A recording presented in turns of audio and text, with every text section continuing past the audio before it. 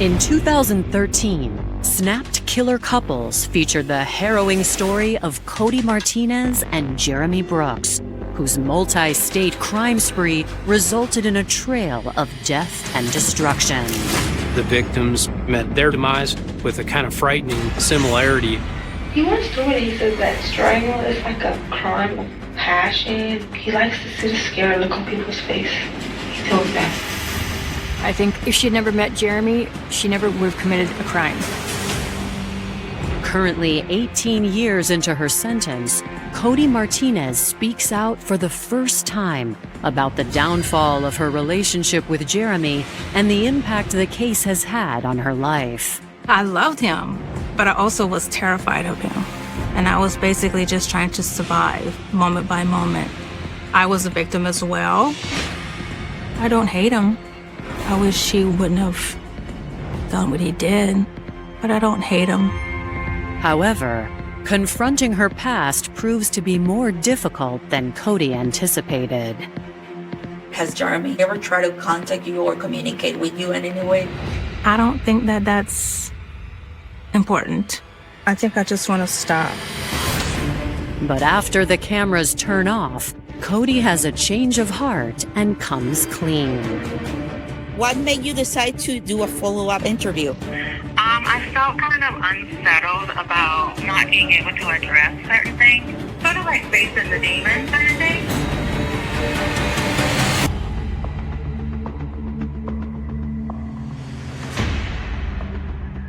My name is Coty Martinez, and I chose to do this interview because there are many sides to a story and different ways for a story to be told.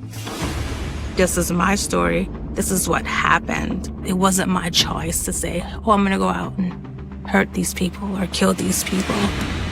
But I didn't leave. I'm not the bad guy. I'm not trying to make him out to be the bad guy either. But whatever that accountability means, I don't know, but I have to own it. I think she was definitely a victim. I would say a victim of circumstance. I think if she had never met Jeremy, she never ever would have committed a crime. It's interesting with Ms. Martinez being so forthcoming with the investigators and through the investigation that she still does not have a lot of remorse for her actions. She isn't taking responsibility for her part and her role in these crimes. June 2nd, 2007, Slidell, Louisiana. It's just before 7 a.m. when a hotel security guard notices a broken window pane outside one of the rooms. He went to the room to check and just to look at the damage himself, and actually observed a victim lying on the bed. And you can see a large puddle of blood was right next to his head. The blood was just everywhere. There was blood all over the wall. There was a large puddle of blood on the floor. The security guard immediately calls 911. When police officers arrive moments later, they determine the victim is still alive. I couldn't tell if it was a gunshot wound or if it was just him just beat. At that point, it was just so much blood, I could not tell. He didn't move, but I could hear that he was breathing very shallow. At that point, I picked up my radio, called our dispatcher, and advised them that we do have a victim on the bed and that we need emergency units here immediately. Authorities find his wallet and identify him as 50-year-old Joe Welch. Once he's rushed to the hospital, detectives begin processing the scene inside the hotel room. There was a lamp that was broke, it looks like he was hit with. There was a nightstand that was broke, it looked like he was hit with it. Several beer bottles were broke. They had blood on them as well. You can just tell this gentleman was hit with quite a few different things. We knew immediately it was violent. Somebody had to be very angry to cause this amount. Is it a robbery motive? Is it a domestic? All of that's running through your head because this is not human nature. Human nature, somebody doesn't beat somebody this bad unless there's some underlying issues. We spoke to the security guard that was working that night. He said he remembered seeing a male and a female in that room. We were able to establish that a female had rented the room. We found it was a Coty Martinez that was from Cut Off, Louisiana. When detectives contact her mother, Brenda, on June 5th, she says Coty had left Cutoff 3 weeks earlier with her boyfriend, Jeremy Brooks. They ended up leaving, and Coty said, "We'll be back." But they never came back. Raised in the small bayou town of Cutoff, Louisiana, Coty Martinez's life had always been wrought by instability. My mom and dad split up when I was really young, 2. My mom, she's an offshore boat captain for a long time. And then my dad, he was a truck driver. So me and my sister spent a lot of time with different family members on my mom's side and my dad's side. I would say that that's not an easy thing to do looking back on it, but back then that was normal for me. After dropping out of high school, Coty set her sights on building her own family. I always wanted to be a mom. And then one day I met this guy. I was 18, he was 32. I thought he was a really great guy. We decided to get married. We were gonna move away, 2 hours away from where I was from, which was not the bayou anymore. But that didn't last. We got divorced, I think, 4 years later. Following her divorce, Coty struggled with stability. That's when she met 24-year-old Jeremy Brooks at a nightclub in November 2004. When I met Jeremy, I was probably just stumbling through life at that moment. I was just kind of falling back and forth on who I am, what am I doing?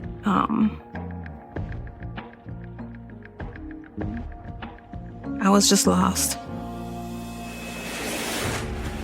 Like Coty Martinez, Jeremy dropped out of high school at 16. After leaving his parents' home, he found his life's passion. Jeremy spent time toning, working out, and putting effort into building a body. He had bulk and a build significantly above most people. You're talking an individual approaching 250 pounds. Jeremy had a pretty successful career in boxing. I think it was that career and that success that he saw in that career that eventually led him to Coty. Coty met this guy who was a big, strong boxer and looked all tough, and I think he just kind of swooned her off her feet. He put me first. In my mind, I knew where I stood with him. I mattered to him. With other people, I didn't always know that for sure. We were using drugs. We were having fun. We were partying, whatever. We had a really good time. Being with Jeremy was being free, and a freedom I had never felt before. I think if she wasn't addicted to drugs, I don't think she would have probably wouldn't have fallen for Jeremy in the first place. By May of 2007, Coty decided she was ready to leave her small-town life behind. Coty and Jeremy were looking to find money, their vehicles, ways to kind of continue on their journey, but at the same time fuel that drug habit that they had developed. But while the couple tears across state lines, detectives in Louisiana are trying to track Coty down in connection with the brutal attack on Joe Welch. We found out that she had a boyfriend that she was traveling with.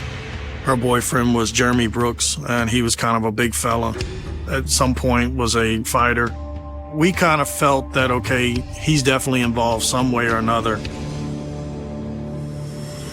While an APB goes out for Coty and Jeremy, detectives get a call from the local hospital that Joe Welch is in stable condition. Despite severe lacerations and facial fractures, he's able to talk. First thing that they wanted to know from Mr. Welch was what happened? Why did this happen? And who did it?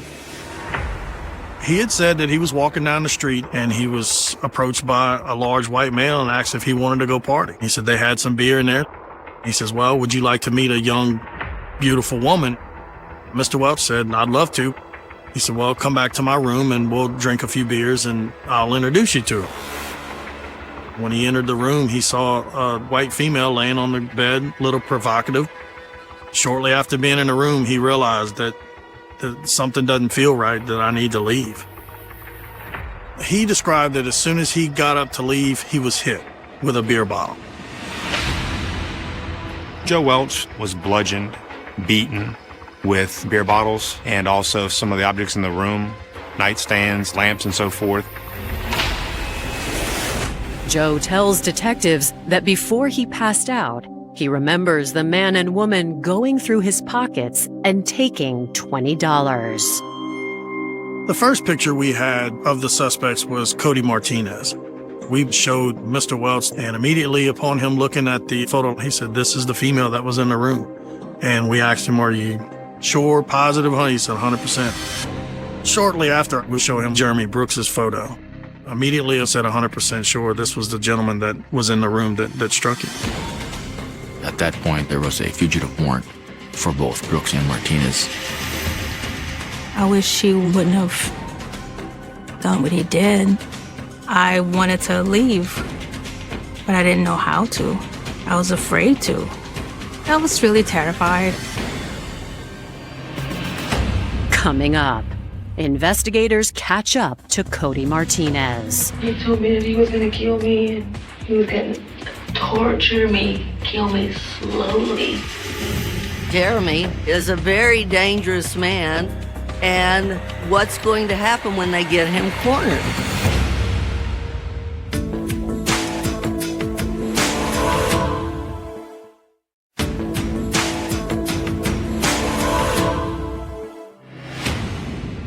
Authorities in Slidell, Louisiana are investigating the brutal beating of Joe Welch, who has identified his assailants as 28-year-old Coty Martinez and 26-year-old Jeremy Brooks. Mr. Brooks had lured Mr. Welch up to their room, at which point Mr. Brooks proceeded to beat him for money or whatever it was that they can get. And went too far, I guess, left him for dead.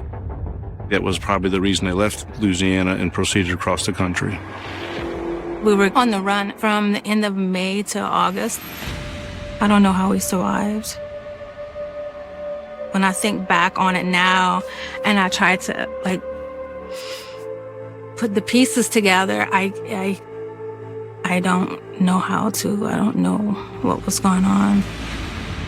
She was just kind of along for the ride because she was doing drugs and having addiction and being with a guy that wasn't good for her, and it just blew up into a terrible incident. On August 13th, 2007, 10 weeks after the manhunt for Coty and Jeremy began, detectives in Slidell finally catch a break. Jeremy Brooks has been connected to the brutal murder of a 58-year-old woman in her Montrose, Minnesota home. Ruth Overson died of ligature strangulation and asphyxiation, has multiple blunt force trauma inflicted to her head, and it's determined pretty quickly that her Jeep Liberty is gone. A few days later, Miss Overson's Jeep is located in Fargo, North Dakota, and so is treated very gingerly by the FBI and police who do a complete forensic workup of it. And there's a thumbprint located, which is matched to Jeremy Brooks. And ultimately, Jeremy Brooks' DNA was under the fingernails of Ruth Overson. Based on the location of Ruth Overson's stolen vehicle, authorities put out a bolo for both Jeremy and Coty in North Dakota. Just one day later, they receive pivotal news. Coty Martinez was in custody in North Dakota. She was picked up by the McHenry County Sheriff's Department and then transported to the jail at the Law Enforcement Center in Rugby. According to the sheriff, a local woman named Rosie Kybell had contacted them earlier that day after Coty showed up at her house identifying herself as Kelly. Rosie answered the door, and there was a young woman at the door who said she was very hungry. She needs help. She's a transient. She fed her and took care of her, cleaned her up, She made a phone call to the sheriff's office, who in turn came and picked up Martinez and took her to a shelter. 2 hours after the young woman had left, Rosie heard another knock at her door from a large man claiming to be looking for his girlfriend. He asked if she was there at Rosie's house. And she said no, that that the sheriff's office had picked her up and had taken her somewhere. He said, okay, thank you, and turned around and left. For some reason, it didn't feel right to Rosie. Rosie's on the computer, and she was looking at this wanted site. She said, well, that's the nice young lady that was here. Rosie realized they were wanted for murder in Minnesota. Rosie then contacted the sheriff to relay the information. While one team of deputies went in search of Jeremy, a second quickly caught up with Coty. After she was taken into town where she was dropped off at a local homeless shelter, Miss Martinez left the homeless shelter and went to a bar. She had went home with one of the patrons from the bar that she went into. That lady took her out to her house where she showered, and she gave her some different clothes to put on. So actually, when Coty was picked up, she didn't look bad at all. She had time to refresh. After Martinez had been arrested, we continued 2 roving patrols in that area where we felt Brooks was still hiding. But Brooks was still at large. You seem somewhat relieved after your arrest, yet also scared about what might happen next. Mm-hmm. I was terrified of him. I was very confused. Like, I didn't know who this person was anymore. Still, when investigators attempt to question Coty about Jeremy's whereabouts, Coty claims ignorance. Where is he right now? I have no idea of that. Despite authorities' best efforts, Coty refuses to cooperate. I've been through so much in the past 3 months. I've been abused. I don't know nothing. Whenever you're arrested, a lot of times people will say, don't talk to the cops, talk to a lawyer. Hold on for your lawyer. So, I had that mindset. But I also knew that I didn't want him to be out on the streets, hurting other people. A lot of people call it snitching, but for me, my truth is I didn't want him to hurt other people. Faced with multiple felony charges, Coty strikes a deal with authorities. She wanted to get a much lighter sentence if she told them the whole story, everything, leaving nothing out. They did extend to Coty an opportunity to begin talking to them and not use the statement against Coty. The next day, when authorities question Coty a second time, she begins to open up about meeting Joe Welch. But she claims she had no idea Jeremy was going to hurt Joe. I was definitely afraid when that happened because the whole atmosphere just changed. It was like seeing a completely different person. When she saw him hurt somebody, it was scary. If he did this to a man, what can he do to me? And so what are you going to do? Say, I'm going to leave you now? We just did this crime. I'm going to leave? He wouldn't let her leave. He told me that he was going to kill me and he was going to torture me, kill me slowly. I was scared to leave. I was scared not to leave. I loved him, but I also was terrified of him.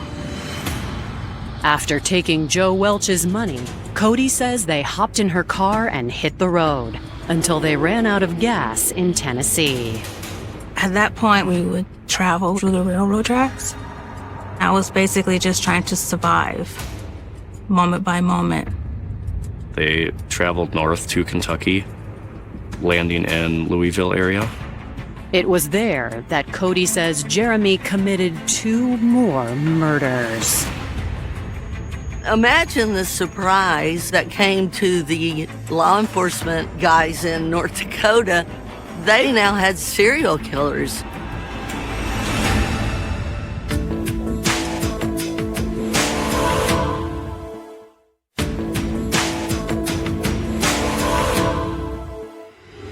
In August 2007, Coty Martinez has just confessed that her boyfriend Jeremy Brooks killed 2 men in Kentucky. When Coty and Jeremy made their way to Louisville, they were looking for food, meal. They ended up at a local soup kitchen. According to Coty, a few weeks earlier, she and Jeremy had met 50-year-old Robert Elliott. He, kind of befriended the couple. Mr. Elliott even invited them to live with him for a short period of time. We stayed at his house for a while, and he was nice to us. Robert also helped Jeremy land a temporary job. But Coty claims that Jeremy's behavior was growing increasingly erratic. Whenever we was in Robert's house, Jeremy had tied me up and beat me. He had never really hit me like that before. That was the first time. And so your abusers always say that it's never going to happen again, or, they're really sorry, or, they'll be better. He was involved in some drugs. Weed? No, crack. And I didn't do that kind of stuff. He didn't like that kind of stuff. He didn't want it in his house. And Jeremy wanted to do it, and he didn't have nowhere to do it but in his house. And then he was like, well, y'all have to leave. And then I was like, what the hell? But at that point, I was just really confused, and then stuff started happening, Jeremy just kind of snapped. That's when Jeremy became enraged and began attacking Mr. Elliott. And what type of injuries? Strangled. Do you remember what room he should have been in the apartment? In his closet. Coty says that she and Jeremy stayed in Robert's apartment for 3 more days before the odor of decomposition forced them to flee. You know if this guy was ever found? I'm sure. He's been in his own house, missing for a couple of days. Jeremy was just a different person. And he just changed into something I don't know how to describe. It's like, we gotta do something. You guys are out of money at this time, right? You don't have any money. They ended up on the other side of town, on the other side of Louisville. They ran across a gentleman. He had parked his vehicle. They seemed to have identified him as a target, someone that they could potentially get both a vehicle and some quick cash, some easy money if he had anything on him. They were able to lure him, and eventually he was beaten as well and was just, left there in the woods. Just in the woods? Maybe still there? Possibly. You had the guy's credit cards. He had them, but what name was on there? Kind of, give me a guesstimate. Patrick O'Day. Authorities excuse themselves to contact police in Louisville, Kentucky, who confirm they're investigating the unsolved murders of Robert Elliott and Patrick O'Day.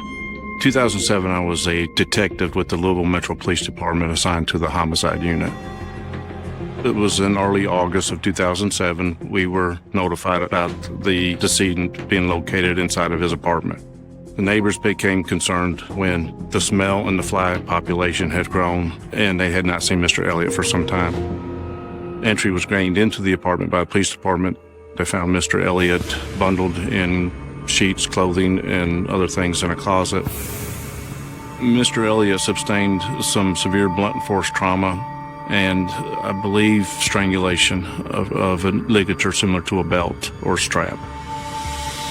As for Patrick O'Day, detectives in Louisville relay that he had also been found beaten to death. The homicide unit got involved in the case when Mr. O'Day was discovered missing. He failed to report to work.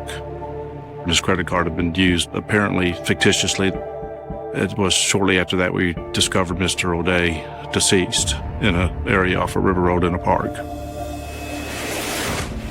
When detectives return to the interrogation room, Coty continues to profess that she's an unwitting accomplice. I knew that he was crazy, and I knew that he did some things that I didn't know. He loves strangling people, right?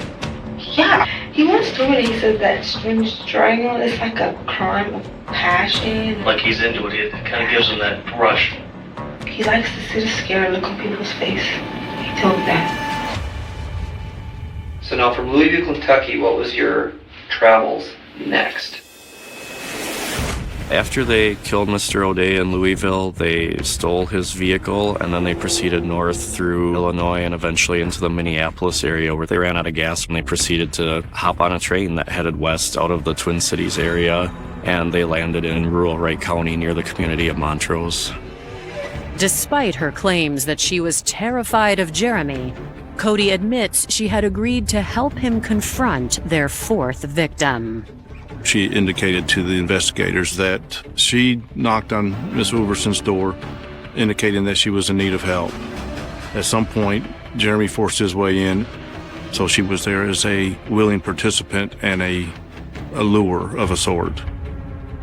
If I could take it back, I would. If I could trade places to give people back their loved one, I would do that as well.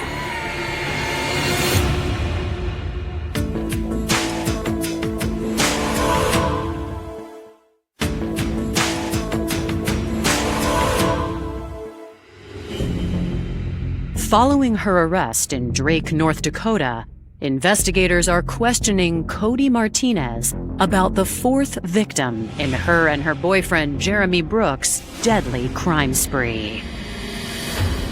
They were again looking for money. They were looking for a vehicle. They were in kind of the countryside between Buffalo and Montrose, and that's when they ran across Mrs. Overson's home. When they approached the residence, Coty was the one that did the initial talking and kind of that initial interaction with Mrs. Overson. And then when they determined that she was alone at the residence, that's when Mr. Brooks stepped in. She was assaulted, wrapped and put in a closet similar to Mr. Elliott, and they fled with her credit cards, as well as, I believe, clothing.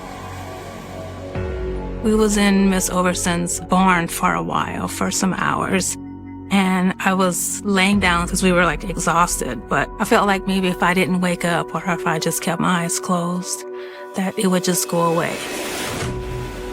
Coty claims she and Jeremy drove Ruth Overson's car north until it ran low on fuel. That's when the couple ditched the vehicle and began traveling through North Dakota by foot until they ultimately landed at Rosie Kybell's farmhouse. Jeremy wants me to go to Miss Rosie's house, and I'm like, this is just insane. This is not, I can't keep allowing this to happen. Not that I had control over it before, but I felt like I was maybe gaining some type of mental strength or emotional strength, because I was like, this can't keep happening to people.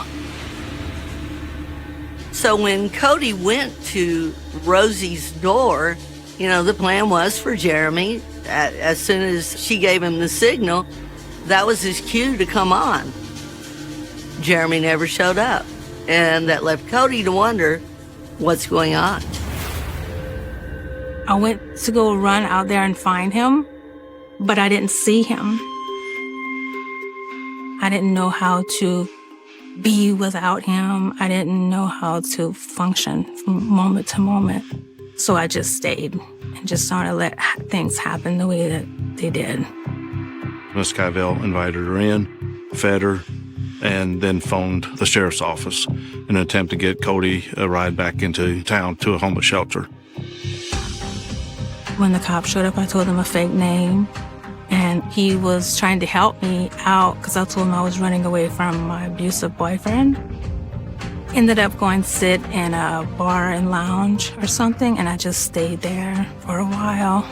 This lady ended up taking me in her home, very nice to me, and they came arrest me about 8:30 that night from the lady's house. I was really terrified. I was still in a lot of fear, but also some relief, just because I was away from him, and that was a relief. End of a long 3 months, isn't it? 2.5 months. I wanted to get caught, to tell you the truth. There's some stuff you left out, but for the most part what came out of your mouth, and most of the stuff is pretty good. And we have a guy out there who isn't going to stop. And he is going to get caught. I'll be honest with you, I need your help. We don't know where he's at. All I'm asking you is to take us to where you guys were staying so we have a place to start. Nothing more, nothing less. I can do that. I think I can remember. The area that he was in, there are a lot of people that own 160 acres. I mean, it's vast. You know, it was like looking for a needle in a haystack. That's when Coty tells authorities that Jeremy had once come up with an escape plan should they ever need to evade police. Brooks's MO was to burn something and then move on, according to Martinez. The purpose was to get a distraction to escape. Investigators relay Coty's claims to the search team. Just hours later, they spot multiple fires on a nearby farm. Authorities immediately surround the area, determined to capture Jeremy. Jeremy is a former professional boxer. He's huge. He kills people with his bare hands. He is a very dangerous man. What's going to happen when they get him cornered? Now the chase is on.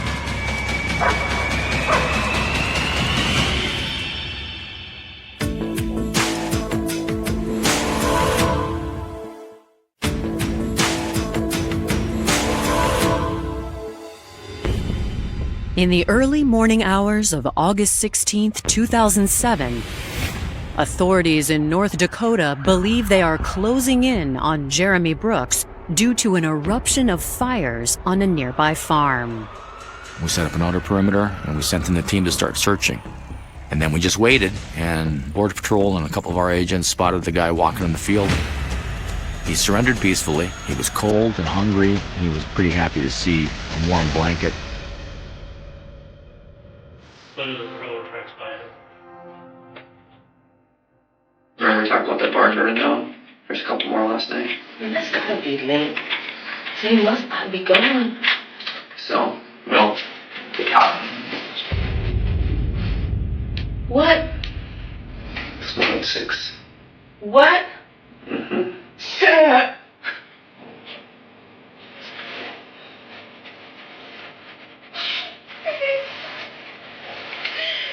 Do you feel relieved?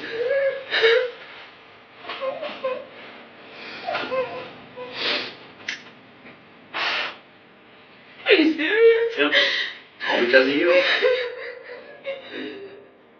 I was really shocked when the officers told me that they found him, because in my mind, he was unstoppable.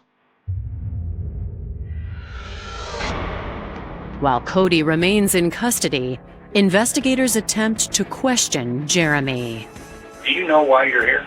No, I don't know why I'm here. 2 warrants for your arrest.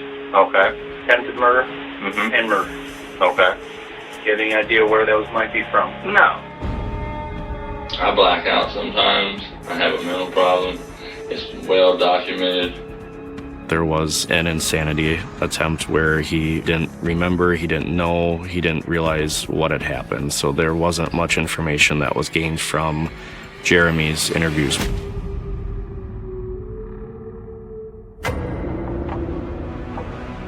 Authorities make the decision to extradite Jeremy and Coty to Minnesota and begin sifting through the evidence from their multi-state crime spree.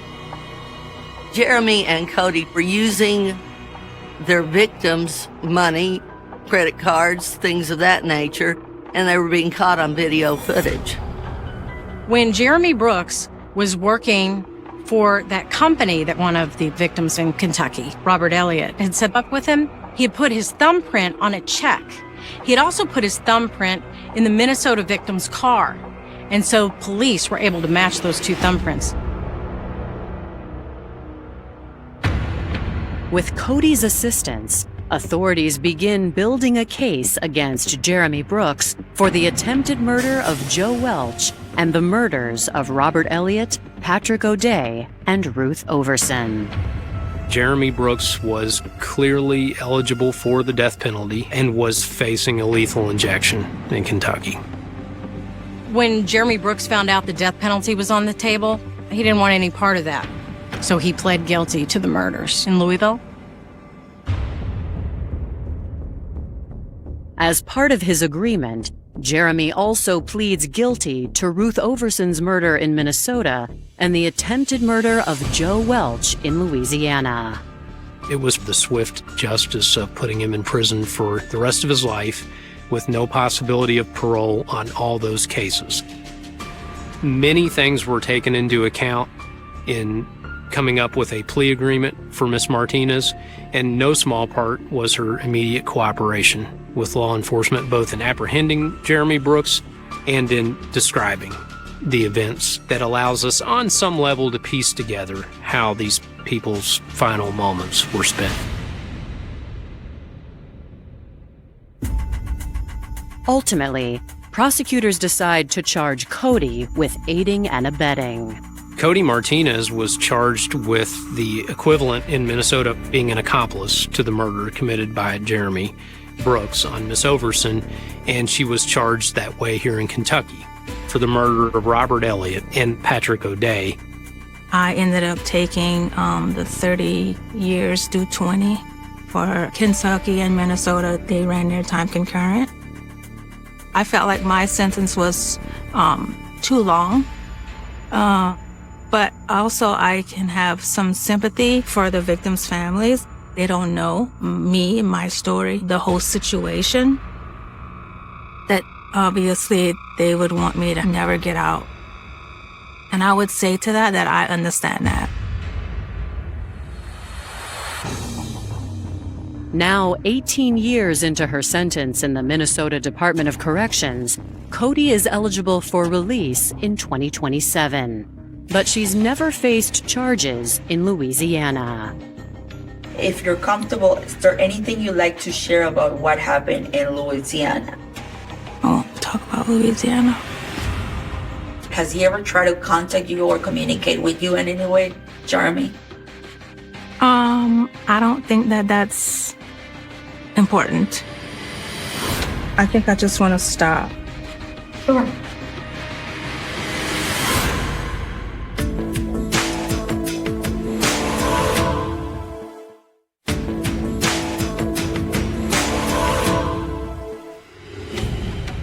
For 18 years, Coty Martinez has been serving time behind bars in Minnesota for her role in the crime spree that claimed the lives of 3 people. But she has struggled to open up about her true feelings for Jeremy Brooks until now. An inmate at the Minnesota Department of Corrections, Shakopee Correctional Facility. To accept this free call, press 0. Hello? Hey, Coty. Hi. What made you decide to do a follow-up after our initial interview? I felt kind of unsettled about not being able to address certain things and not being able to open up. You know, I just wanted to get clarity if Jeremy has ever tried to reach out to you or contact you, and how do you feel about him now?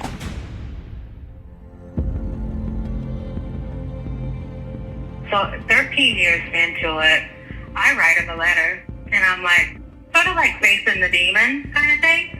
So that's where my mindset was. I was trying to face him and face the fact that, you know, my life's better. You never controlled me. You know, like kind of like taking my power back, basically. Shortly after, Coty claims she received a letter from Jeremy. Unexpectedly, like, he wrote me back and he apologized. He realized, like, what he did to me, how he destroyed my spirit, how I was a good person, and how I loved him was something that, you know, he never experienced before. And like, I was someone important, but he knows he messed up. And that meant, like, that healed parts of me that no one ever could heal. It was just, it had to be through him, because, like, I was so in love with him, you know, like, he was just someone that I love through and through.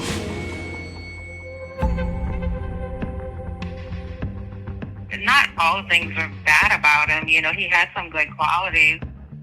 One of the things that I admired was the fact that he could take accountability for how he messed up, like how he messed up people's lives, how he messed up my life, and that's something that he was able to acknowledge. And that's pretty big in my book. If you can say that out loud to the person or in a letter that's very personal, I have a lot of respect for that. It appears that Miss Martinez is still protecting Jeremy. He's not a bad guy. I'm not a bad guy. I get the indication that she's not as remorseful as she might have played out to be. I truly believe that Coty is remorseful. I met Coty while working at the correctional facility in Shakopee. She was an inmate there, and I was a GED teacher there. And she has stacked on so many degrees and certificates along the way. She got her GED while incarcerated. She received a 4-year degree, and that wasn't enough for her. So when she had the opportunity to do the paralegal program, she jumped on that immediately. And so she's just looking for any opportunity to better herself while incarcerated and upon release.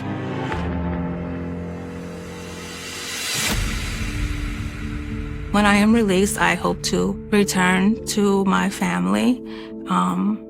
I don't have any kids, so I hope to be able to just take care of my parents, my mom specifically, in her older years. So that is my purpose, is how I feel, is to take care of her. And then after that, I don't know. I also know that I have to be careful about what I choose to do, how I choose to live my life. And I don't think that that's going to be easy. On a freezing February morning in 2003, a quiet neighborhood on the northwest side of Chicago woke up to something nobody could explain. No shattered windows. No signs of forced entry. No screaming heard during the night. Nothing that looked unusual at first glance. Yet inside a 2-story brick house, a secret had already begun rotting beneath the surface, waiting 22 years to explode and tear apart an entire family. It started with a phone call that should have been ordinary. At 7:14 a.m., a local elementary school secretary dialed the number of 36-year-old Michael Harper for the third time. His daughter, 11-year-old Emily Harper, had not shown up for school. It was unlike her. Emily had perfect attendance. She never missed class. Teachers described her as organized, punctual, and mature beyond her age. No answer. By 8:02 a.m., another call was made. Still nothing. At 9:30 a.m., a patrol officer was sent to perform a welfare check. What he found would become one of Chicago's most haunting mysteries. Michael Harper's silver sedan was parked outside exactly where it always was. Fresh snow covered the windshield. There were no footprints leading away from the vehicle. The mailbox was full of yesterday's mail. The porch light remained switched on despite daylight pouring over the neighborhood. The officer knocked. No response. He knocked again. Nothing. Then he noticed the front door was unlocked. Inside, the house looked strangely normal. Coffee sat inside a mug on the kitchen counter. The television was still running in the living room. Emily's school backpack rested near the staircase. But nobody was home. Michael Harper was gone. Emily Harper was gone. And so was Michael's younger sister, 32-year-old Rebecca Harper, who had been staying with the family temporarily after losing her apartment. 3 people had vanished without a trace. No signs of struggle. No blood. No ransom note. No witnesses. Nothing. Within hours, local news stations interrupted their broadcasts. A family disappearance. 3 people erased overnight. The neighborhood was terrified. People locked their doors. Parents refused to let children walk alone. Everyone asked the same question. How do 3 people disappear from a house without anyone noticing? Investigators flooded the property. Detectives photographed every room. Fingerprints were lifted. Clothing was cataloged. Personal belongings were examined. And then something unusual caught their attention. Michael's wallet remained upstairs. His driver's license was still inside. His credit cards had not been used. His watch sat beside his bed. Nobody voluntarily disappears and leaves everything behind. Then came another detail. Emily's favorite stuffed rabbit remained on her pillow. According to her mother, who had died from cancer 3 years earlier, Emily never slept without it. Detectives began to realize this wasn't a family leaving town. Something else had happened.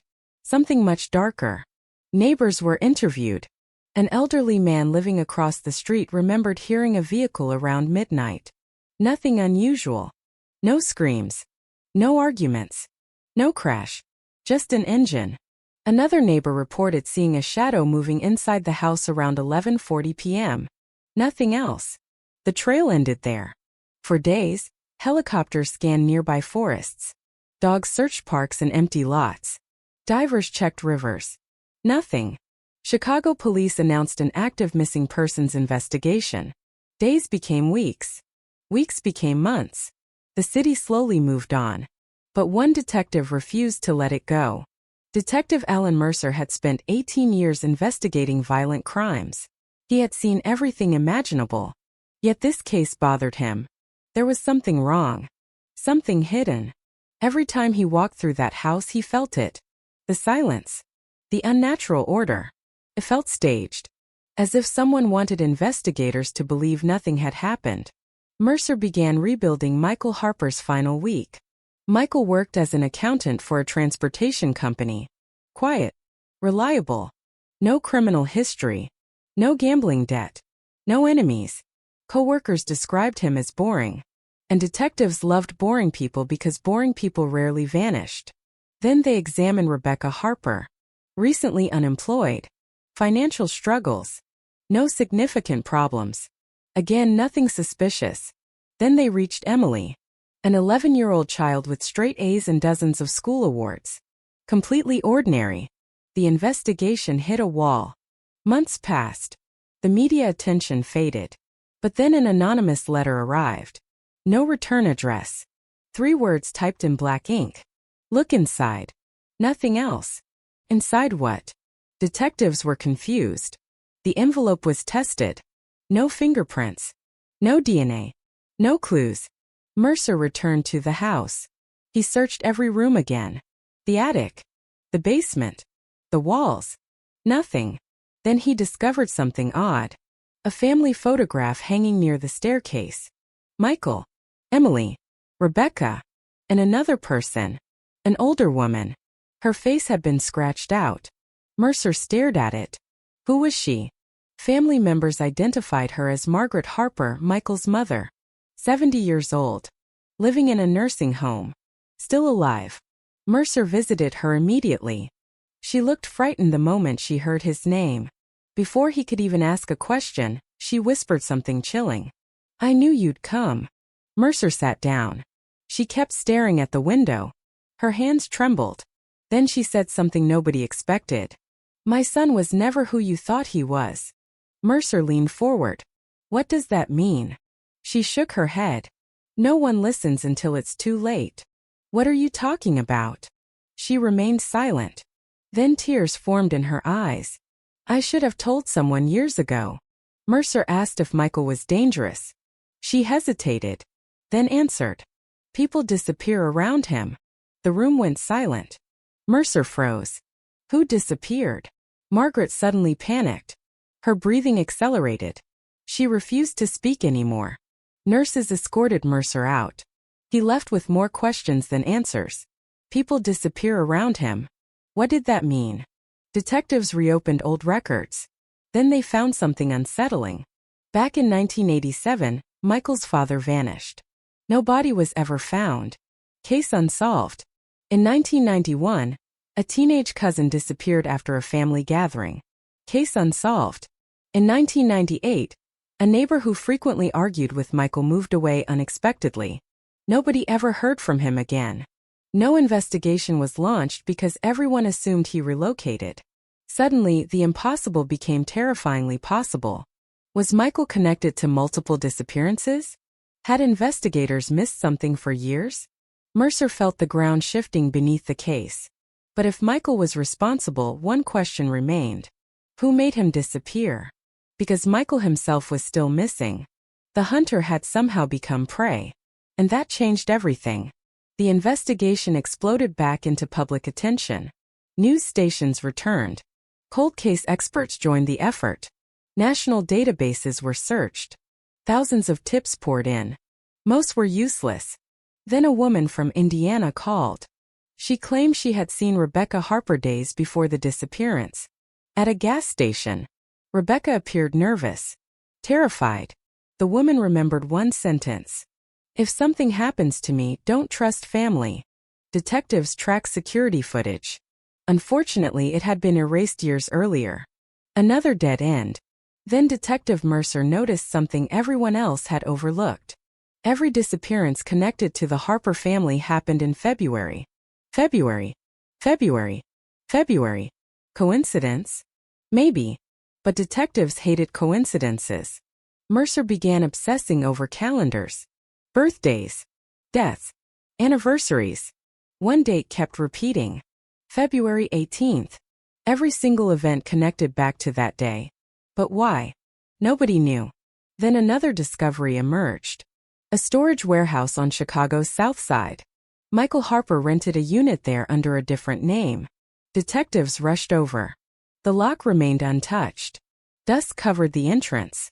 Nobody had visited in years. Mercer's heart raced as officers cut the chain. The metal door rolled upward.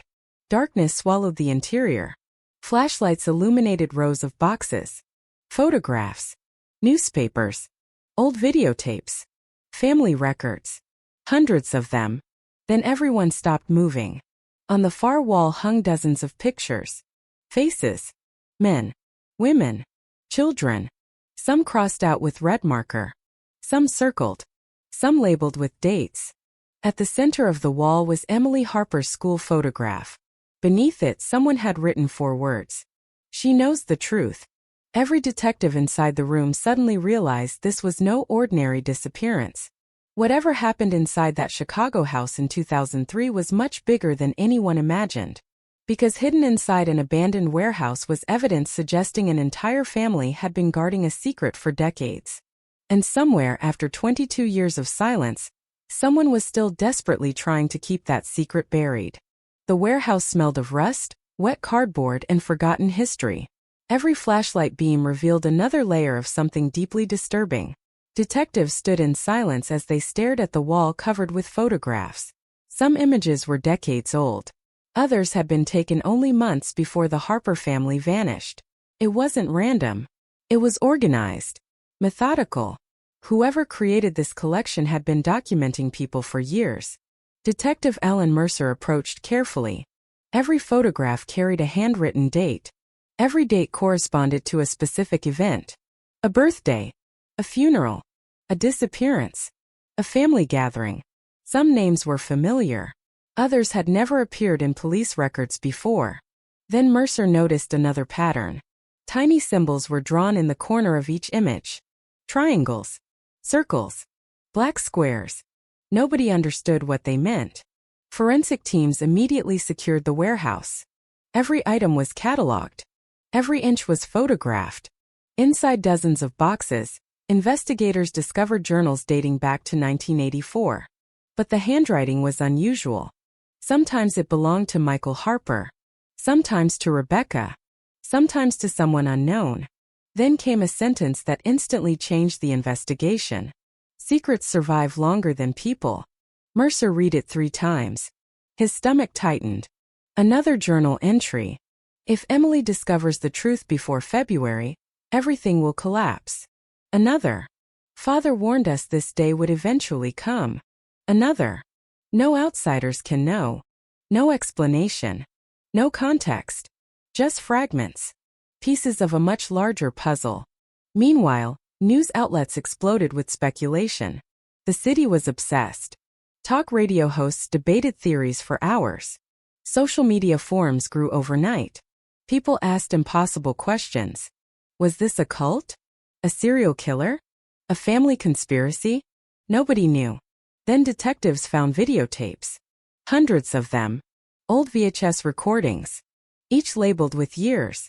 Mercer rushed them to a forensic lab. Hours later, the first tape was restored. The footage was grainy. Static covered the screen. Then an image appeared. A family dinner. Michael, Rebecca, their parents, everyone smiling. Everything looked normal. Until the camera unexpectedly shifted. It zoomed toward a locked basement door. Nobody said a word. Then Michael's father looked directly into the camera. His smile disappeared. He whispered one sentence. Never let her remember. The tape abruptly ended. Mercer replayed it 6 times. Who was her? Emily? Rebecca? Someone else entirely? The second tape was even stranger.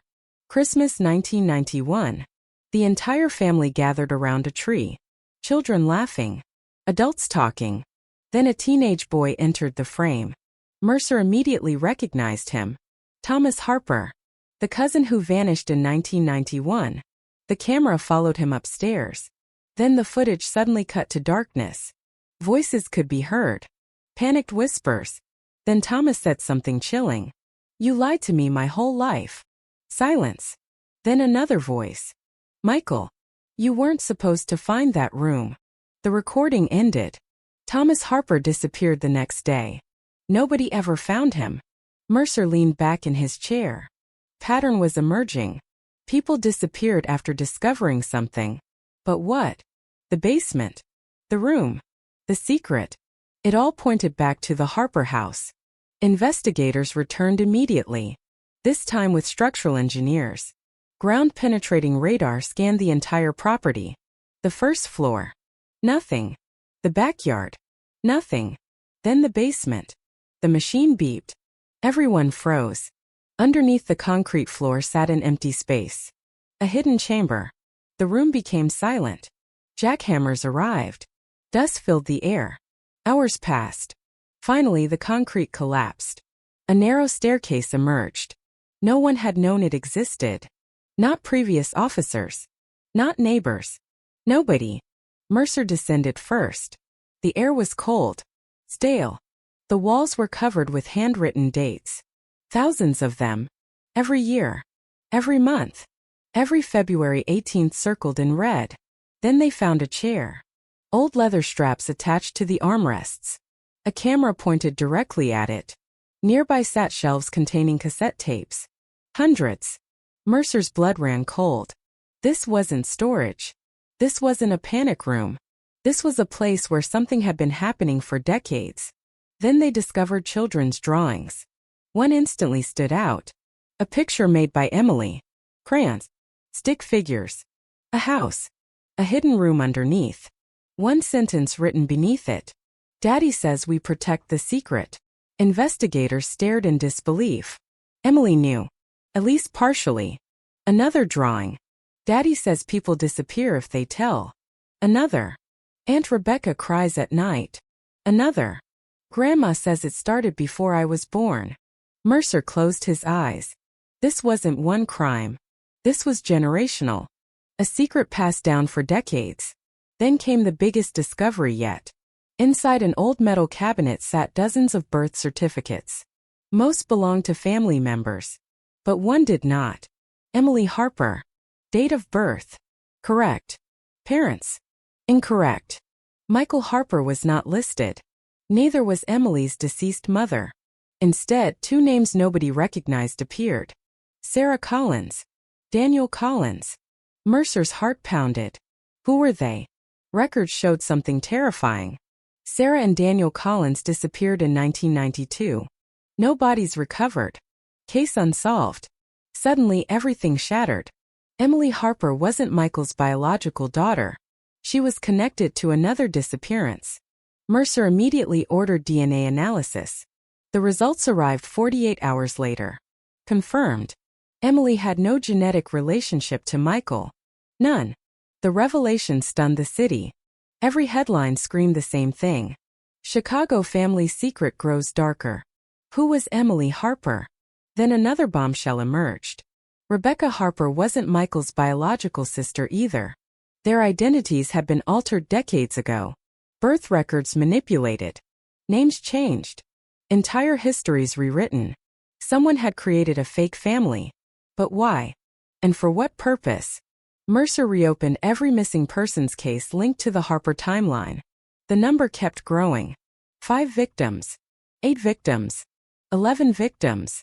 Then 13. All connected somehow. All vanished after contact with the Harper family. 20 years of clues had been hidden in plain sight. Meanwhile, Margaret Harper's health suddenly declined.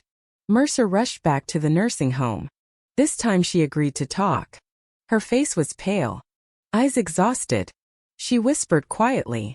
It wasn't supposed to become this. Mercer asked her one question. What is the secret? Tears rolled down her face. He inherited it. Who inherited what? The obligation. Mercer frowned. What obligation? Margaret stared into empty space. Protecting the family. From who? Her voice trembled. From the truth. Mercer leaned closer. What truth? Then she uttered a sentence that would haunt him forever. None of us were ever supposed to exist. The room went silent. Mercer waited. But she refused to say another word. Then she began shaking violently. Doctors intervened. The interview ended. Another dead end. Yet her words echoed endlessly. None of us were ever supposed to exist. Meanwhile, forensic teams continued analyzing the warehouse. Then they discovered a locked steel box. Inside sat 22 envelopes.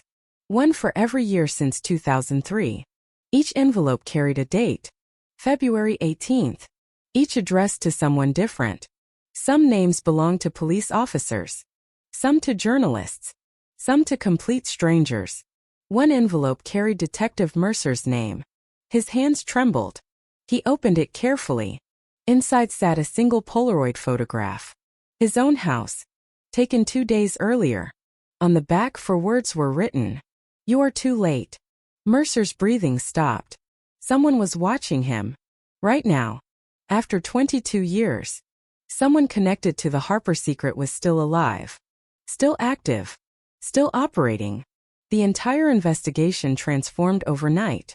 This was no longer about a cold case. This was a live threat. Police surveillance teams were deployed. Mercer's family was placed under protection. The city entered a state of fear again. Then security cameras near the warehouse captured something unbelievable. At 3:12 a.m., a hooded figure appeared.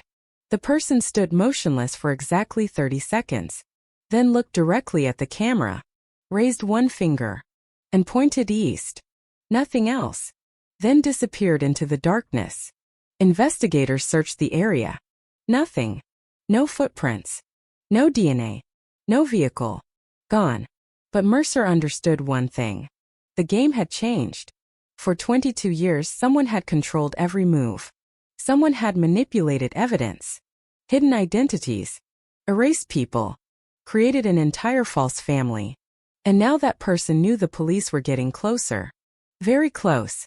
Because buried beneath layers of lies was a secret powerful enough to destroy generations.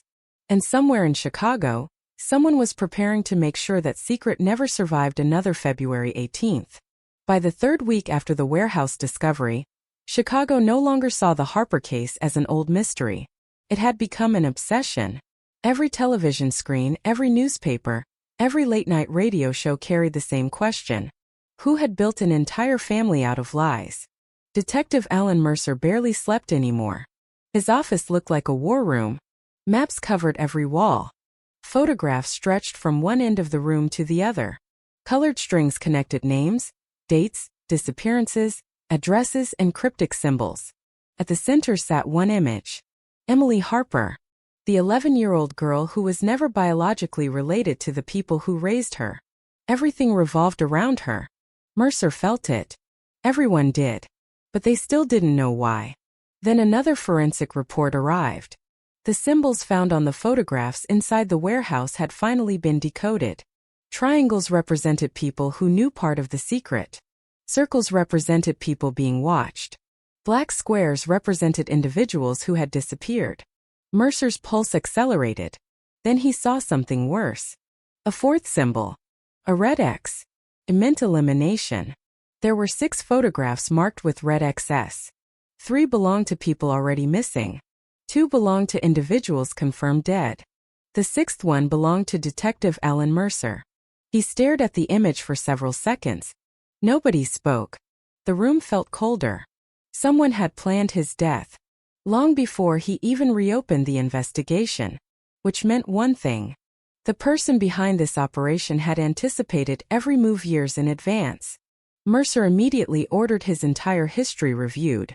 His old cases, his assignments, his promotions, everywhere he had ever worked. Then investigators discovered something impossible. Back in 1997, Mercer had unknowingly interviewed Michael Harper. It was a completely unrelated case. A hit-and-run accident. Nothing significant. Yet Michael had specifically requested Mercer. Nobody understood why. Mercer himself had no memory of him.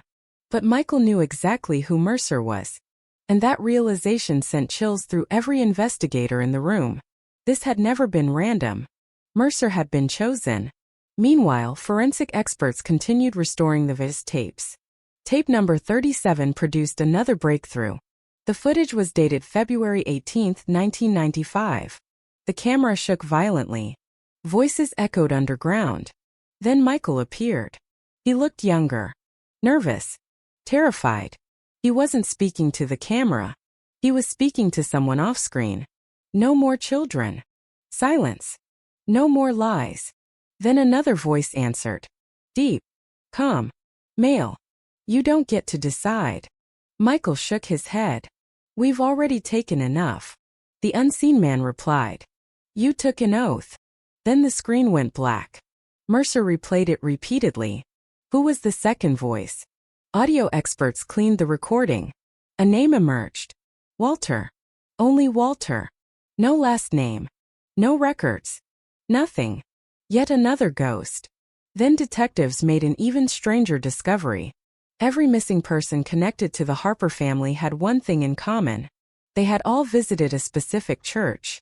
A small abandoned church on Chicago's west side. The building had closed in 1982. Nobody had used it since. At least officially. Mercer drove there immediately. The structure looked dead. Broken stained glass windows. Collapsed ceilings. Dust everywhere. But then he noticed something unusual. Fresh footprints. Someone had been there recently. Police entered cautiously. Inside they discovered candle wax. Fresh cigarette ash. Recent food wrappers. Someone was using the place. Then Mercer found another hidden room beneath the altar. His heart dropped. Another secret chamber. Inside sat rows of filing cabinets. Thousands of documents. Birth records. Death certificates. Adoption papers.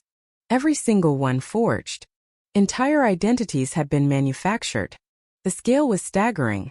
This wasn't one family hiding secrets. This was an organization. Decades old. Operating in silence. Mercer turned another page. Then another. Then he stopped breathing. His own birth certificate was there. His hands trembled. Impossible. He compared it to his official records. Every detail matched. Except one. His mother's signature was fake. His father's name was wrong. Mercer staggered backward. The room spun. His entire life suddenly felt unstable. Was he connected too? He refused to believe it. Yet the evidence sat right in front of him. One sentence was attached to the file. Everyone belongs somewhere. Mercer immediately submitted his DNA. 48 agonizing hours passed. Then the results arrived. His biological parents were exactly who he thought they were. No deception. No manipulation. He exhaled. But the question remained. Why was his file there? Who had placed it among thousands of false identities? Then another discovery emerged. A list. Names arranged alphabetically. Hundreds of them. Most crossed out. Some circled. At the bottom sat a title. The continuation list. Nobody understood. Then investigators noticed the birth years. Every 5 years. Every person had disappeared shortly after reaching a certain age. 11 years old. Exactly Emily's age. The room fell silent. Mercer's mind raced. Emily vanished at 11. The same age as every other child on the list. This wasn't coincidence. This was a system, a ritual, something repeated for generations. Then Margaret Harper died. Unexpectedly. Natural causes, doctors said. But detectives weren't convinced. Mercer arrived too late to speak with her one final time. The nurse handed him an envelope. Margaret had left instructions. Only Detective Mercer. He opened it. Inside sat a key, an address, and one sentence. The truth was never buried. It was inherited. Mercer drove to the address immediately. An old apartment building. Vacant for years. Apartment 314. The key fit perfectly. Inside, everything remained untouched. Furniture covered in dust. Bookshelves. Boxes. Family photographs. Then he froze. The walls. Every inch was covered with newspaper clippings. Disappearance cases. Dating back to 1964. 60 years. Someone had been collecting victims for generations. Then Mercer noticed a large timeline. At the very beginning sat a photograph. A young woman. Black hair. Blue dress. Smiling at the camera. Underneath her picture were 6 words. The first one, who remembered. Remembered what? Nobody knew. Then another note caught his attention. If they remember, they must disappear. Mercer stared at the sentence. Suddenly, pieces started fitting together.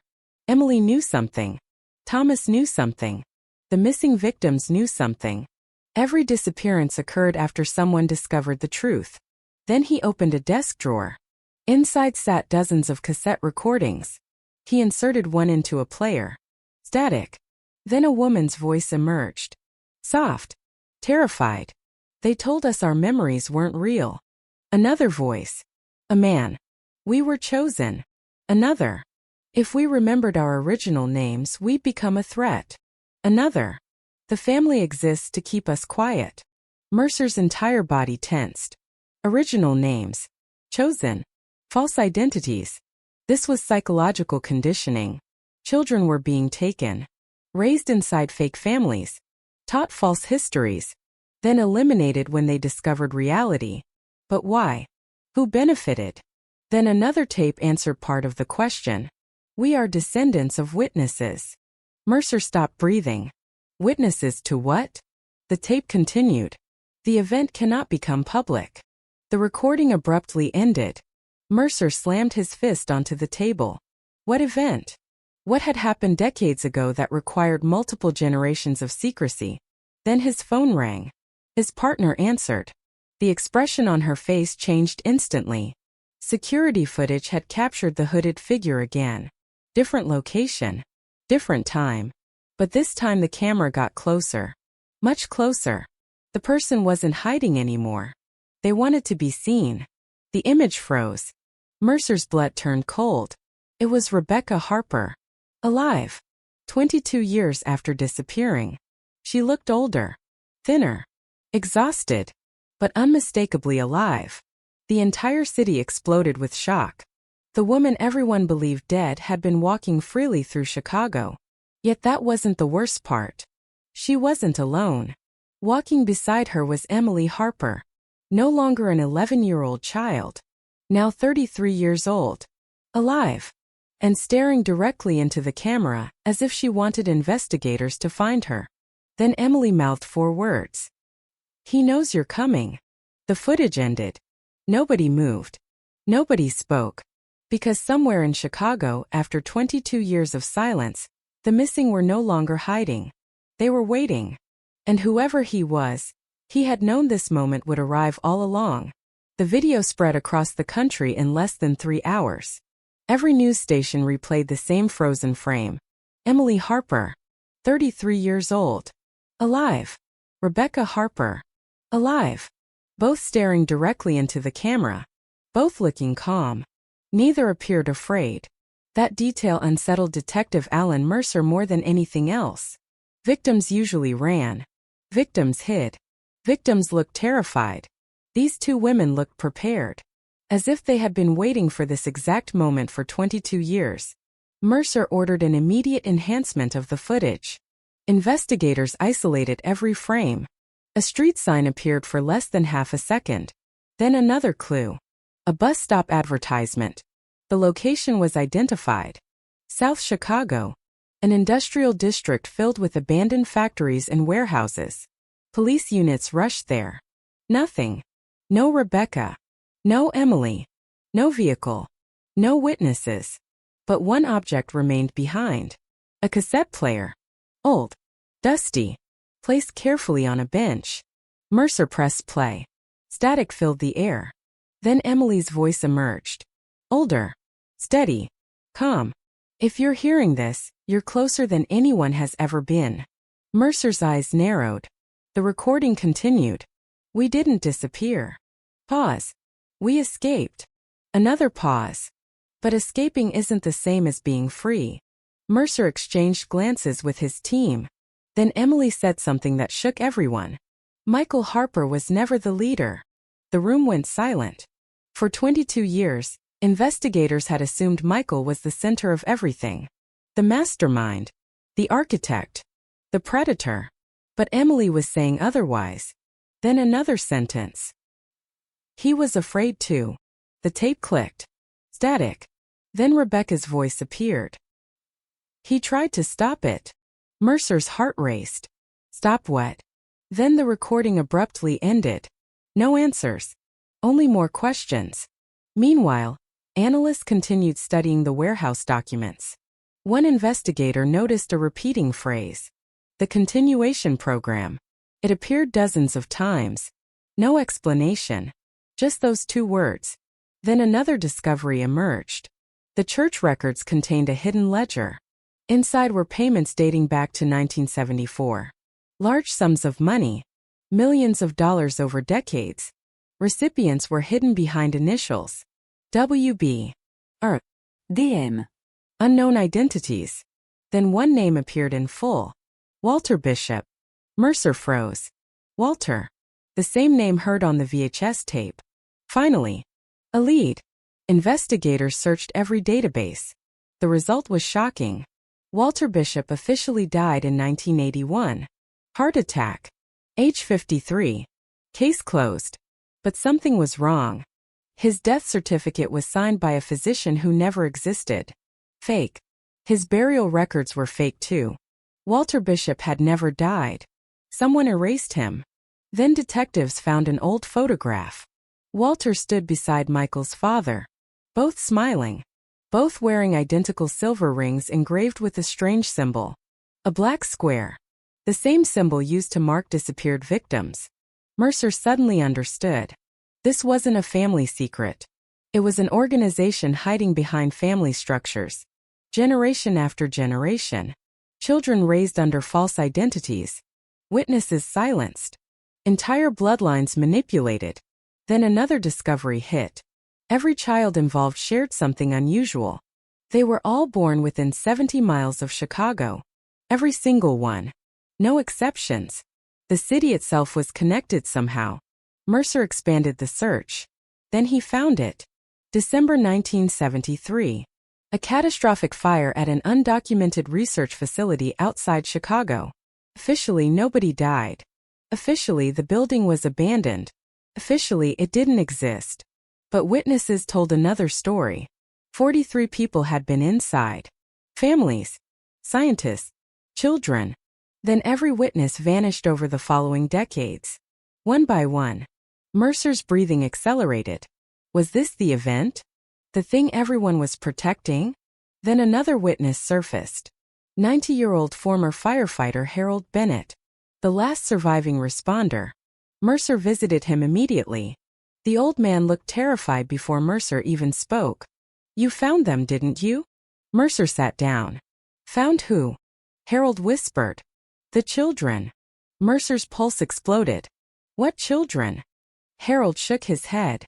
There were 37. The room became silent. Harold stared at the floor. They told us nobody survived. But they lied. Mercer leaned closer. What happened? Harold swallowed hard. They separated them. Who? Harold's hands trembled. The men with the rings. Mercer showed him Walter Bishop's photograph. Harold instantly pointed. That's him. Mercer's stomach dropped. Who was he? Harold looked out the window, then quietly answered. The man who said memories are dangerous. Mercer stared. Harold continued. They took the children away. Where? They never told us. Why? Harold's eyes filled with tears. Because the children saw something. Mercer held his breath. What did they see? Harold whispered. A murder. Silence. A 60-year-old secret suddenly cracked open. One murder. Hidden for generations. But whose murder? Harold didn't know. Then he said something worse. It wasn't supposed to happen. Mercer frowned. What wasn't? The experiment. The room went cold. Experiment. That word changed everything. Harold described a secret behavioral research program. Unofficial. Unregistered. Funded privately. Children from vulnerable families were brought there. Their memories were tested. Manipulated. Rewritten. Scientists wanted to prove that identities could be replaced. That people could become whoever they were told to become.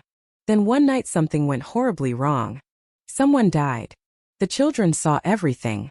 And suddenly every witness became a threat. Mercer sat frozen. The scale was staggering. Then Harold whispered another sentence. They kept the children together at first. Then, they started making new families. Mercer's heart sank. Michael, Rebecca, Emily, everybody. Artificial families. Constructed lives. The continuation program. The entire system suddenly made horrifying sense. Then Harold pointed toward Mercer. They'll come for you now. Mercer frowned. Who? Harold's voice shook. The ones who stayed behind. Mercer's phone suddenly rang. His partner answered. Then her face went pale. 3 officers assigned to the Harper case had disappeared overnight. Vehicles abandoned. Phones switched off. No struggle. Gone. Mercer felt ice spread through his body. The organization was active again. Then another emergency call arrived. Someone had broken into Mercer's house. Nothing stolen. Nothing damaged. Only one item was left behind. An old photograph. Mercer as a child. Standing in a park. Age 7. Someone had circled him with red ink. On the back were 6 words. You were always on the list. Mercer's hands shook uncontrollably. This wasn't intimidation anymore. This was personal. Someone had been watching him for decades. Then another discovery arrived from forensic analysts. The silver ring symbol wasn't unique. There were exactly 27 active owners across Chicago. 27 people connected to the organization. 27 suspects. One of them was a judge. Another was a retired police captain. One was a school principal. Another was a city official. Mercer felt his world collapse. The secret had infiltrated everything. For decades. Maybe longer. Then security cameras recorded Rebecca Harper one more time. She entered an old train station at 2:11 a.m. She stopped, looked directly into the camera, then held up a notebook. One page was visible. 5 words written in black marker. Find February 18, 1974. Then she vanished again. Mercer immediately pulled every archive available. At 3:37 a.m. he found it. A forgotten newspaper article. Tiny. Hidden in the corner of page 12. One sentence. 5 children escaped a government storage facility before authorities intervened. No names. No details. No follow-up. 5 children. Michael. Rebecca. Maybe Emily's real parents. Maybe others. Everything traced back to that date. Everything. Because buried beneath 22 years of lies was a single event powerful enough to reshape entire lives. And somewhere in Chicago, the people who had built those lies were beginning to realize that Detective Alan Mercer was only a few steps away from exposing every single one of them. The city no longer slept. For weeks, Chicago had become the center of a mystery that seemed to grow larger every day. Every answer uncovered 3 new questions. Every victim turned into a witness. Every witness transformed into another missing person. And now there was a new name. Subject 0. The person everything revolved around. The person an entire organization had spent 50 years hiding. Detective Alan Mercer stood alone inside his office, staring at the board that had consumed his life. At the center were 4 photographs. Michael Harper, Rebecca Harper, Emily Harper. Subject 0. 3 faces. 1 empty silhouette. The unknown origin of everything. Mercer replayed Emily's message. Subject 0 is still alive, detective. Again. Again. Again. Then he noticed something. Emily wasn't afraid. She never looked afraid. Even 22 years after disappearing, she spoke with certainty. As if she had accepted her role long ago. As if she had been preparing for this moment her entire life. Then another discovery arrived. Forensic analysts had finally decrypted files recovered from Station 12. Thousands of hidden documents emerged. Some were medical records. Some were psychological evaluations. Then one folder stood out. Activation protocol. Mercer's stomach tightened. Inside were instructions. Step 1. Recover memory fragments. Step 2. Reconnect surviving witnesses. Step 3. Locate subject 0. Step 4. Initiate February sequence. Nobody understood what that meant. Then another page answered the question. If subject 0 remembers, containment ends. Mercer stared at the sentence. Containment. An entire city had been part of a containment operation. Then another horrifying realization arrived. The activation date. February 18, 2025. Exactly 1 year earlier. The date had already passed. The process had already begun. Mercer's breathing accelerated. The organization wasn't preparing for something. It was already happening. Then another team entered the office carrying a sealed evidence box. Inside sat hundreds of subway tickets. All stamped with the same date. February 18th. Every year. For 50 years. People had been gathering somewhere. Then analysts traced the destination. Lakeview Terminal. An abandoned commuter station shut down in 1980. Mercer drove there immediately. Police units surrounded the area. The station looked deserted. Then he noticed something strange. Fresh flowers. Someone had placed them beside a locked door. Then candles. Fresh footprints. The place was active. Mercer opened the door. Inside sat dozens of chairs arranged in a circle. Old television sets lined the walls. Each one displayed static. Then, simultaneously, every screen turned on. A woman appeared. Older. Gray hair. Sharp eyes. Mercer froze. It was Emily. Or at least the woman known as Emily. She looked directly at him. You're almost out of time. The video continued. You've been told this is about disappearances. Pause. It isn't. Another pause. You've been told this is about a family secret. Pause. It isn't. Then she leaned closer to the camera. This is about memory. The room fell silent. Then she said something that shattered everything. People were never disappearing. Mercer's eyes widened. They were being replaced. The video stopped. Nobody moved. Nobody spoke. Then another file automatically opened on a nearby monitor. Thousands of faces appeared. Then names. Each person had 2 identities. One before. One after. The scale was horrifying. Teachers. Police officers. Journalists. Doctors. Ordinary people. Entire lives rewritten. Then Mercer saw something impossible. His own partner. 2 identities. She had another name before age 10. Mercer's blood ran cold. He immediately called her. No answer. Again. No answer. He raced back to headquarters. Her office was empty. Her badge sat on the desk. Then he found an envelope. His name. Inside sat one sentence. I'm sorry. I remembered. Mercer's heart stopped. She was gone.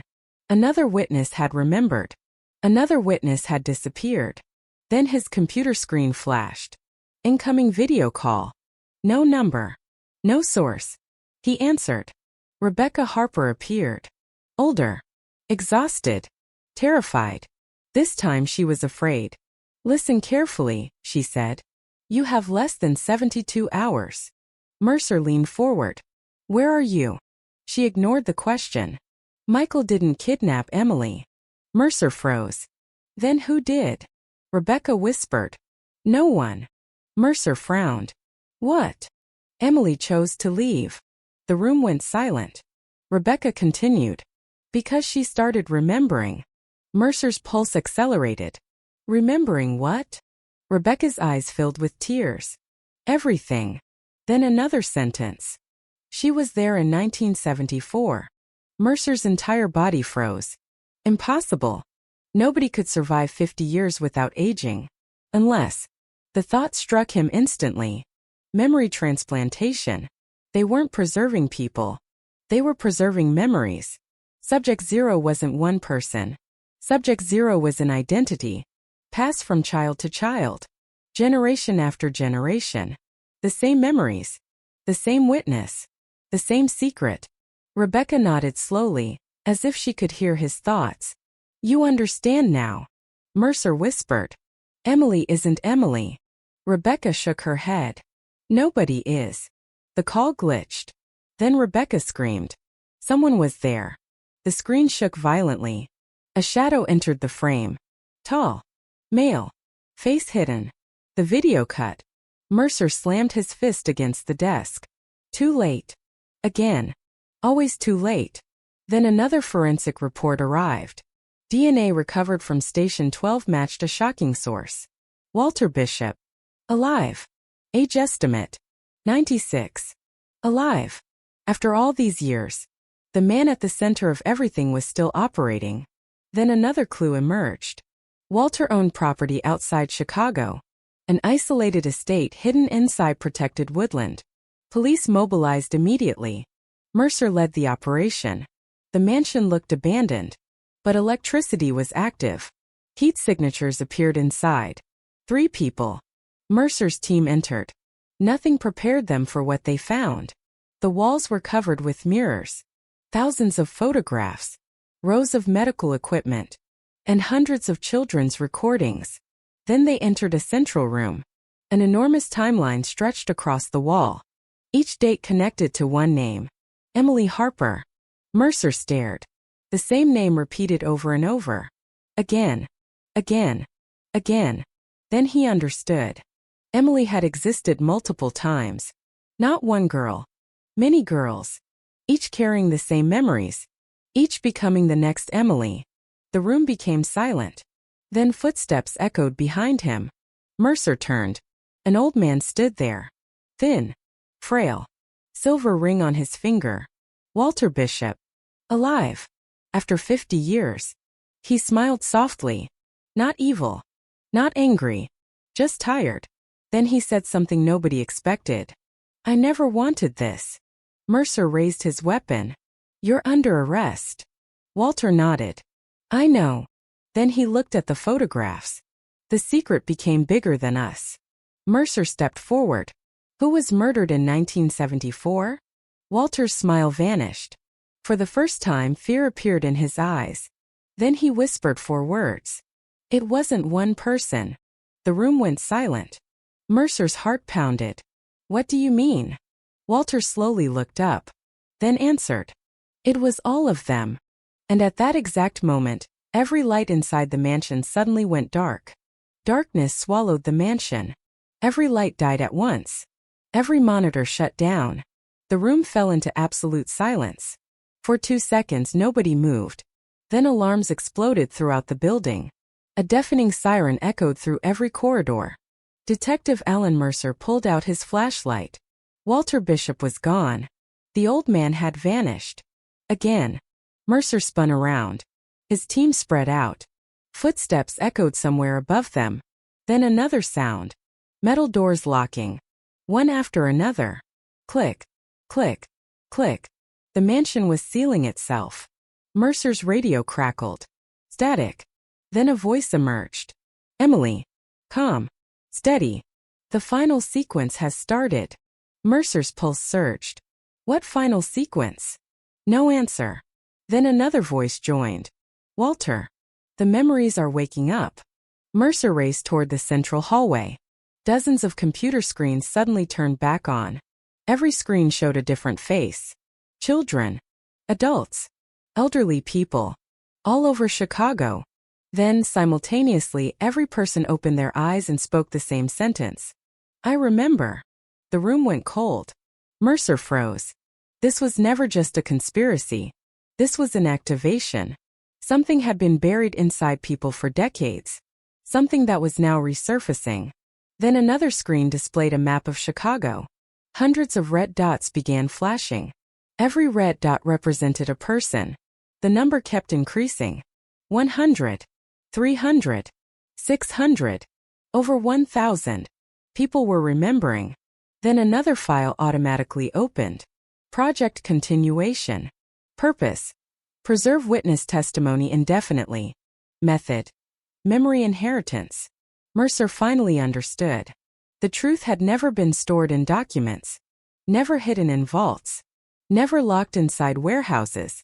It had been hidden inside people. A living archive. One memory transferred across generations. The witness never died. Only the body changed. Then another horrifying realization arrived. Every 5 years, they weren't replacing children. They were transferring memories to new hosts. Emily was one of many. Michael was one of many. Rebecca too. Nobody was who they thought they were. Then a monitor displayed a photograph. February 18, 1974. The research facility. 37 children standing together. One scientist. Walter Bishop. Another scientist. Unknown. Then Mercer froze. The unknown scientist looked exactly like him. His blood ran cold. Impossible. The resemblance was identical. Then another sentence appeared. Dr. Jonathan Mercer. Mercer's father. The room spun. No. Impossible. His father had died 20 years ago. Or at least that was what he had always believed. Then another file opened. Status. Missing. Not dead. Missing. Mercer staggered backward. His entire life shifted beneath his feet. His father wasn't dead. He had disappeared. Just like everyone else. Then the speakers turned on. Walter's voice echoed everywhere. Your father tried to stop us. Mercer clenched his fists. What did he do? He wanted the truth released. Mercer's breathing accelerated. And you stopped him? Silence. Then Walter answered. No. Mercer frowned. Then who did? Another pause. The witnesses. Mercer's entire body tensed. The witnesses? Then he understood. The children themselves. The ones carrying the memories. At some point they chose secrecy. Not because they were forced. Because they were afraid. Then another recording played automatically. His father's voice. Alan's heart stopped. Son, if you ever hear this, run. The room became silent. The recording continued. The truth is worse than you imagine. Mercer leaned closer. 1974 wasn't an accident. His pulse exploded. Then another sentence. The facility wasn't studying memories. Pause. It was creating them. Mercer froze. Creating memories. His father continued. We discovered human memories can be copied. Another pause. Then someone copied the wrong one. Silence. Then one sentence shattered everything. The murderer never existed. Mercer stared at the speakers. Impossible. What did that even mean? Then another explanation came. One scientist accidentally implanted a false memory into every child. A murder that never happened. 37 children believed they had witnessed a killing. They were traumatized. Terrified. The false memory spread. Every child remembered the same thing. But nobody could prove it happened. Then panic began. The scientists feared the truth. Because if society discovered memories could be fabricated, chaos would erupt. Trust would collapse. Courts. Governments. Witness testimonies. Everything. So they buried it. They created false families.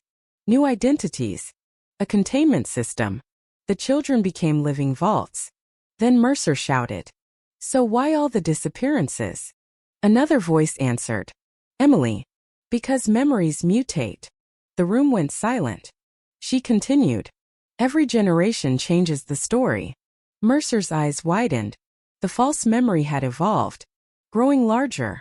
Changing. Spreading. like a virus. Then Emily appeared on a screen. If enough people remember it at once, nobody will know what's real anymore. Mercer finally understood the scale. This wasn't about solving one crime. It was about protecting reality itself. Then every monitor switched. Thousands of faces appeared. Every person connected to the organization. Every person carrying fragments of the memory. Thousands. Over decades. Then a timer appeared. 18 hours remaining. Mercer's heart raced. 18 hours until what? Emily answered. The synchronization. Another terrifying word. Synchronization. Then another file opened. When enough witnesses remember simultaneously, all memories merge. Mercer's blood ran cold. A citywide psychological collapse. Thousands of people sharing memories that never happened. Nobody would know their real identities. Then his phone rang. Unknown number. He answered. A man's voice. Old. Weak. Familiar. Alan. Mercer's eyes widened. Dad. Silence. Then breathing. Don't trust Walter. Mercer's entire body froze. His father was alive. After all these years. Where are you? Another pause. Under the city. The line went dead. Then coordinates arrived. Mercer immediately mobilized his team. The location. An abandoned underground water reservoir beneath Chicago. They arrived within 30 minutes. Massive steel doors blocked the entrance. Inside sat hundreds of beds. Medical equipment. Rows of oxygen tanks. Then Mercer froze. People. Dozens of people. Sleeping. Connected to machines. Each wore a bracelet. One word printed on it. Witness. Then at the far end of the room a man sat alone. Older. Bearded. Exhausted. Dr. Jonathan Mercer. Alive. Mercer's father.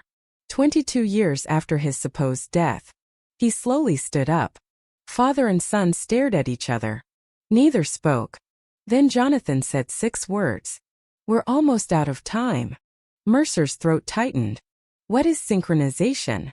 Jonathan looked terrified. More terrified than anyone Mercer had ever seen. Then he answered. If it starts. He swallowed hard. Chicago forgets itself. The room became silent. Every officer froze.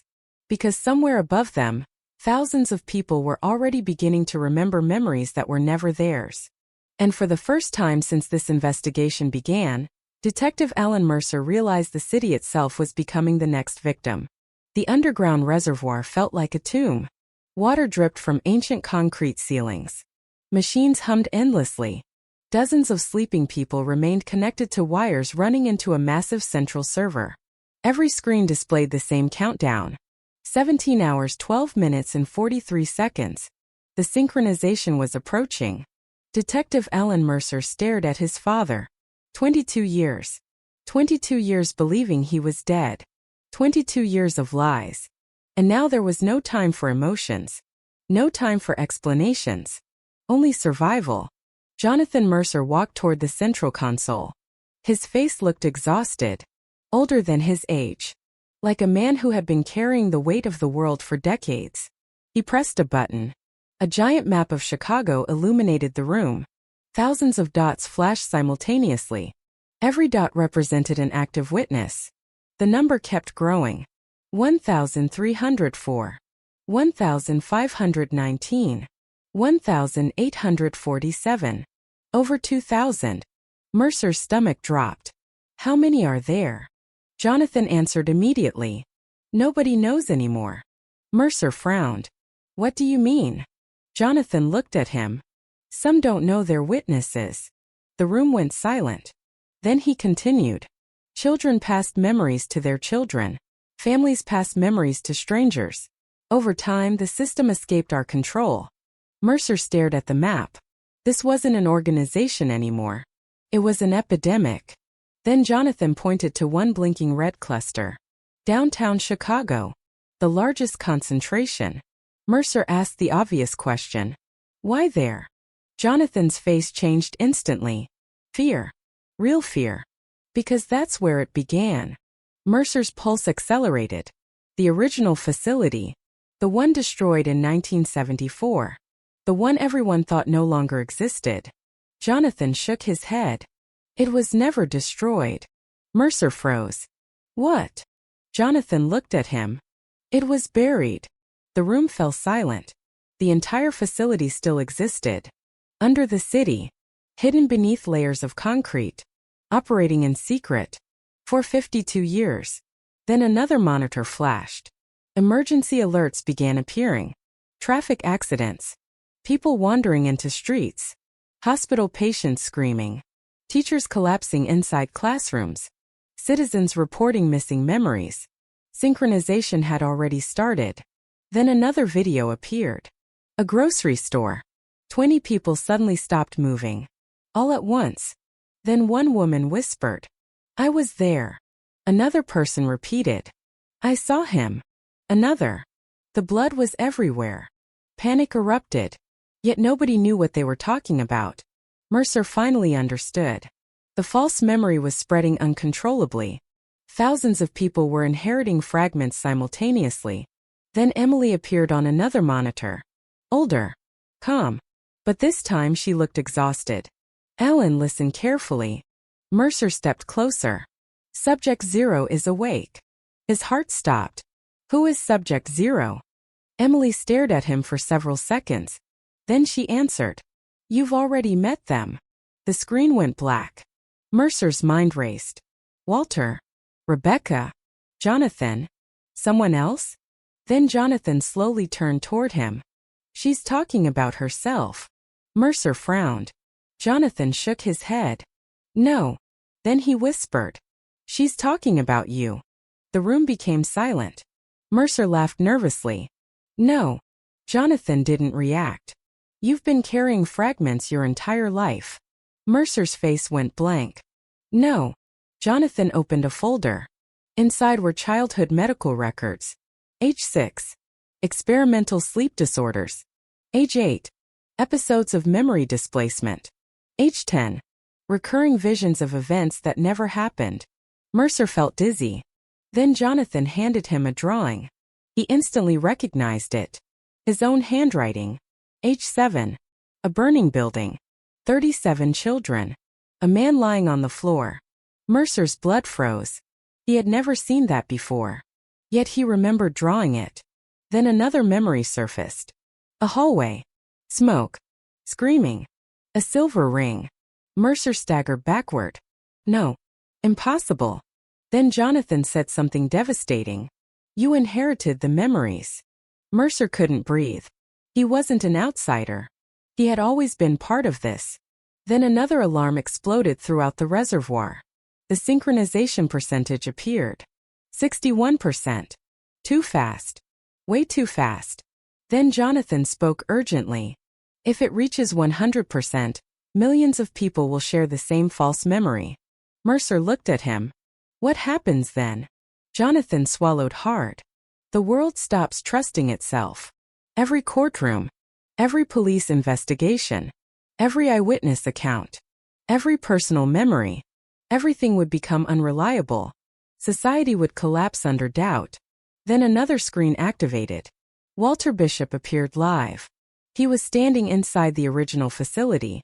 Still alive. Still calm. Still terrifying. He looked directly into the camera. "I failed." The room fell silent. Walter continued. "We tried to protect humanity." Mercer's jaw tightened. Walter shook his head. "No. Listen carefully." Then he said something nobody expected. "The false memory wasn't the experiment." Mercer froze. "What?" Walter looked exhausted. "The experiment was fear." The room went silent. He continued. "We wanted to know what would happen if people feared their own minds." Then another sentence. "We never expected fear to become hereditary." Mercer's blood ran cold. The fear itself had been passed down. Generation after generation. Not just memories. Emotion. Trauma. Paranoia. Then Walter looked directly into the camera. "I'm sorry." The feed abruptly ended. Mercer grabbed his radio. "We're going downtown." Every officer mobilized immediately. Within minutes, dozens of vehicles raced through Chicago. But the city was changing. People stood motionless on sidewalks. Some cried. Some screamed. Some repeated the same sentence. I remember February. Children. Adults. Elderly people. Thousands. Then Mercer saw something terrifying. People who had never met each other suddenly recognized one another. Strangers embraced. Others panicked. Some ran into traffic. Chaos was spreading. Then his phone buzzed. Another message from Emily. One sentence. Don't let him open the door. Mercer's pulse exploded. What door? Then another image arrived. The original facility blueprint. At the center sat one room. Vault 0. Mercer's father gasped. No. Mercer looked at him. What? Jonathan's face turned pale. If Walter opens that room. He couldn't finish. Mercer shouted. What happens? Jonathan whispered.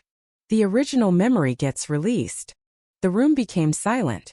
Mercer's stomach dropped. There was an original memory. A real one. Not fabricated. Then Jonathan said something even worse. The murder actually happened. Mercer's eyes widened. You said it was false. Jonathan shook his head. We lied. The room froze. Every officer stared. Jonathan's hands trembled. We created the fake memory to hide the real one. Mercer's blood turned to ice. For 50 years. Everything. Every disappearance. Every fake identity. Every replacement. Every death. All to hide one real murder. Then Mercer whispered. Who was killed? Jonathan slowly looked at him. Tears filled his eyes. Then he answered. My sister. The room went silent. Mercer couldn't speak. His own aunt. Murdered in 1974. Then Jonathan said something worse. She was 11 years old. Mercer's entire body froze. The same age as Emily. The same age as every child on the list. Then the final truth emerged. The organization had been recreating her. Again. And again. And again. Each generation. One child inherited her memories. One child became her replacement. Trying to keep her alive forever. Then the synchronization meter flashed. 83%. Time was running out. Because somewhere beneath Chicago, Walter Bishop was walking toward a door that had remained sealed for 52 years. And behind that door was the one secret powerful enough to destroy everything the city believed about itself. Chicago was falling apart. Sirens echoed from every direction. Helicopters circled above the skyline. Emergency broadcasts interrupted every television channel. Hospitals were overflowing. 911 operators could barely keep up. Thousands of people were reporting the same symptoms. Headaches. Disorientation. Sudden emotional breakdowns. Memories that didn't belong to them. One sentence kept appearing in every report. I remember a little girl. Nobody understood why. Nobody except Detective Alan Mercer. He sat inside an armored police vehicle racing downtown. Beside him was Jonathan Mercer. His father. A man who had hidden for 22 years. A man who knew the truth. Yet even he looked terrified. Mercer stared at the synchronization meter. 86%. Every minute mattered. Then Jonathan spoke. The girl wasn't supposed to die. Mercer looked at him. What happened in 1974? Jonathan closed his eyes. Then he began. The facility had originally been built to study memory retention in children. Nothing illegal at first. Nothing dangerous. But the results became extraordinary. Some children could absorb memories faster than others. One child was different. Exceptionally different. A girl named Eleanor. 11 years old. Brilliant. Curious. She remembered everything. Every detail. Every conversation. Nothing escaped her mind. Scientists called her extraordinary. Then one day she discovered something. Financial corruption. Illegal experiments. Human testing. People inside the project panicked. Because Eleanor wasn't just intelligent. She was fearless. She threatened to expose everyone. Then on February 18, 1974, someone killed her. The room fell silent. Mercer's pulse accelerated. Who? Jonathan stared ahead. We never knew. Mercer frowned. What do you mean? Jonathan shook his head. Everyone saw different things. The witnesses contradicted each other. One described a man. Another described a woman. Some saw blood. Some didn't. Some heard gunshots. Others heard screaming. The truth fractured instantly. Scientists panicked. The children panicked. The city panicked. So Walter proposed something impossible. Protect the truth by hiding it inside memory itself. And thus began 50 years of deception. Then Mercer whispered. And Emily? Jonathan answered. She inherited Eleanor's memories. Mercer's heart sank. Then another realization hit him. Every child chosen over the decades wasn't random. They resembled Eleanor. Same age. Similar appearance. Similar personality. The organization had been rebuilding her. Again and again. Trying to preserve her existence. Trying to make sure she never disappeared. Then Mercer's radio exploded. All units. Multiple disturbances near lower downtown. People were gathering. Hundreds. Then thousands. Drawn toward the same place. The original facility. Without knowing why. The inherited memories were guiding them. Like magnets. Then another emergency alert appeared. Synchronization. 91%. Too close. Way too close. Mercer stepped harder on the accelerator. Traffic was impossible. People filled the streets. Some were crying. Others were walking in silence. Then he saw children. Dozens of them. Drawing the same picture. A burning building. An 11-year-old girl. A silver ring. The memories had escaped. Then another call came. Rebecca Harper was alive. Again. She had entered a television station. Mercer switched to a live broadcast. Rebecca stood before millions of viewers. Exhausted. Terrified. But determined. She spoke directly to the city. If you're remembering things tonight. She paused. Don't trust every memory. The room went silent. She continued. Most of them were planted. Then another sentence. But one memory is real. The city listened. She took a breath. Eleanor was murdered. Then the broadcast abruptly cut. Static filled every screen. Someone had shut her down. Mercer's pulse exploded. Then another video replaced it. Walter Bishop. Live. Standing in front of a giant steel door. Vault 0. He looked older than ever. Fragile. Almost defeated. Then he said something nobody expected. I was wrong. The entire city watched. For decades he had controlled everything. Now he looked broken. He stared directly into the camera. I thought secrets could save people. He shook his head. They can't. Then he touched the giant door. Tonight it ends. The transmission ended. Mercer screamed into the radio. Move. Police vehicles accelerated. The countdown continued. 94%. Then they arrived. An old parking garage. Completely ordinary. Yet beneath it sat the original facility. Mercer descended with dozens of officers. The deeper they went, the colder it became. Then they entered the main corridor. Nothing had changed since 1974. Furniture. Documents. Machines. Frozen in time. Like a museum of lies. Then Mercer saw something strange. Children's voices. Laughter. But nobody was there. Only old speakers. Walter had recreated the sounds. To preserve the memory. Then Mercer reached Vault 0. The giant steel door stood partially open. Walter was gone.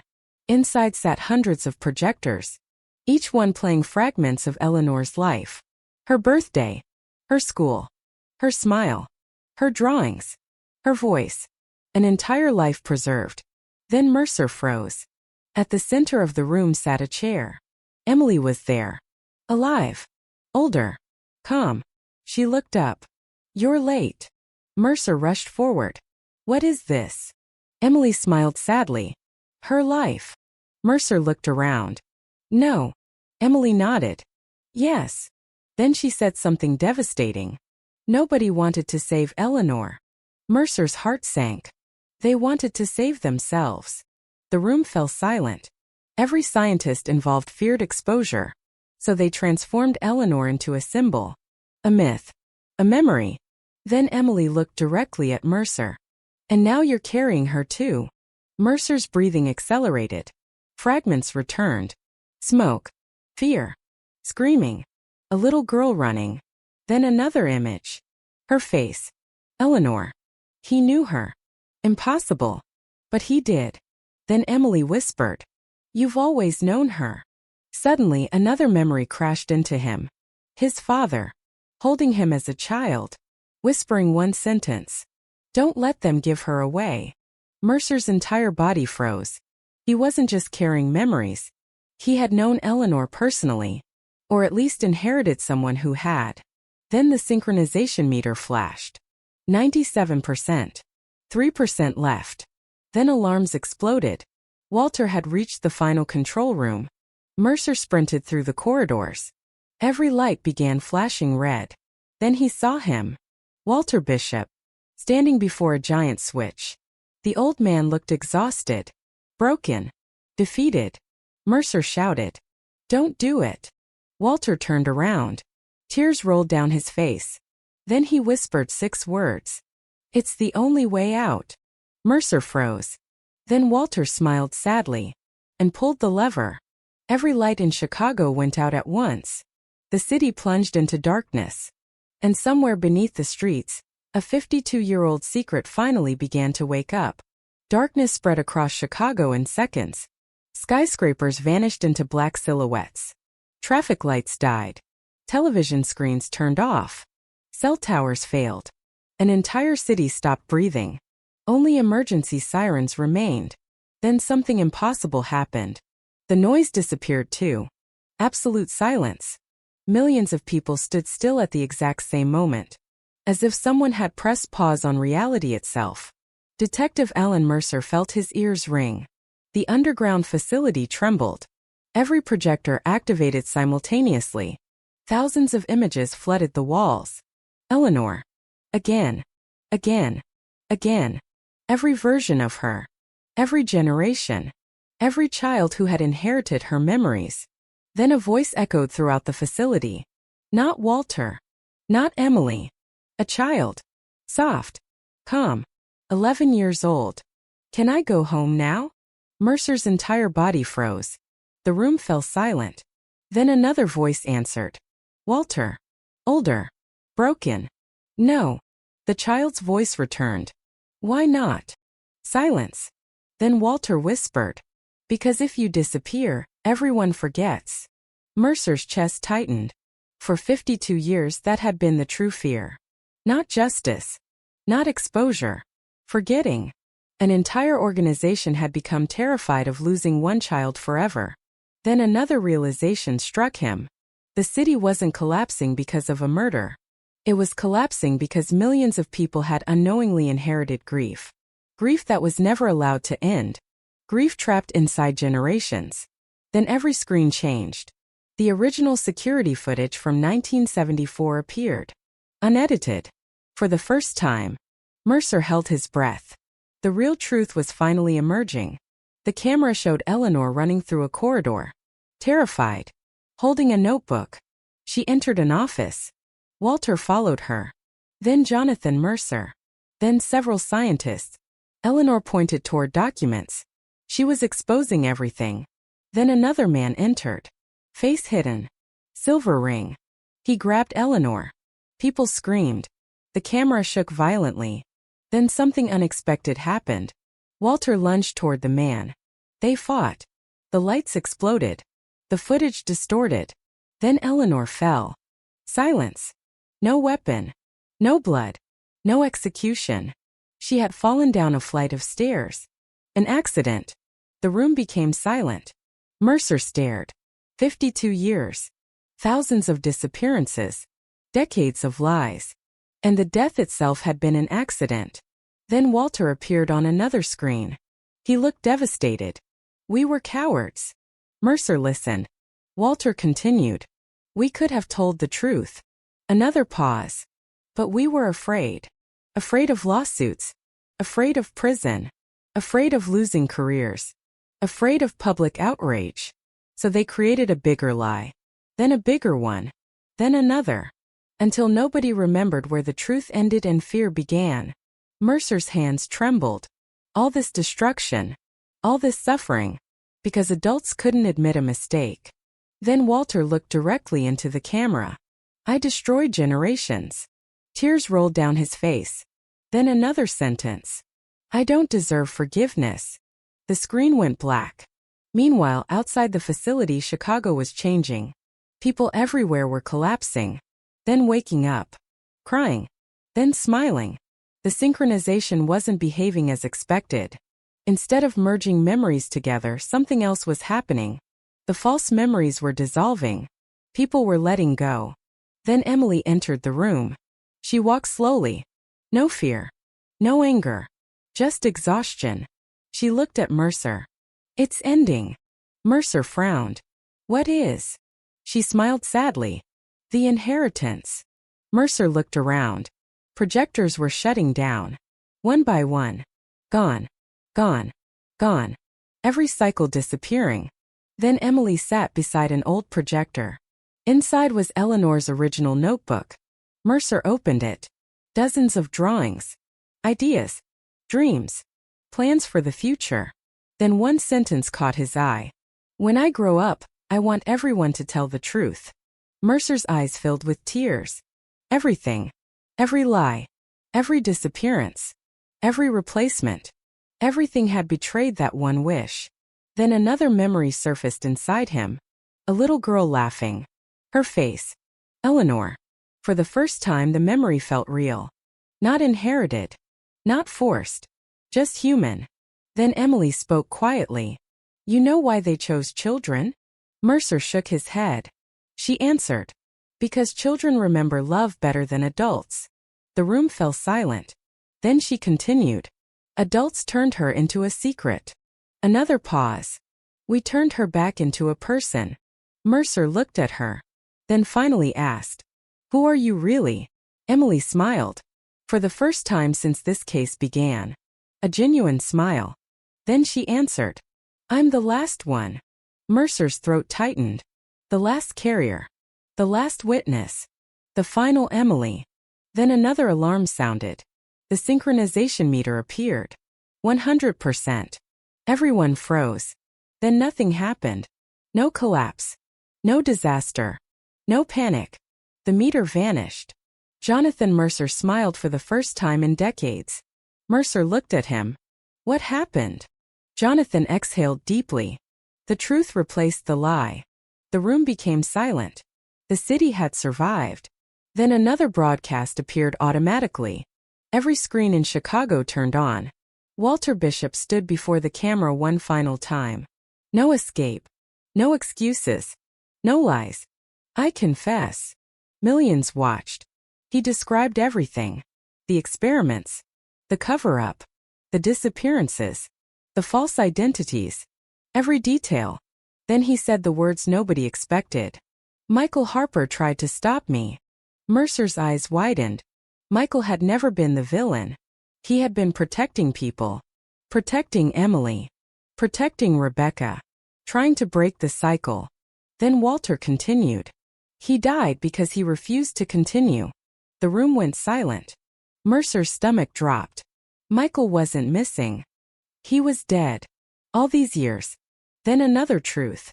Rebecca had hidden the body to keep Emily alive. Everything changed instantly. Heroes became victims. Victims became protectors. Then Walter looked into the camera one final time. And whispered 4 words. Remember her correctly. The transmission ended. Then every light inside the facility shut off.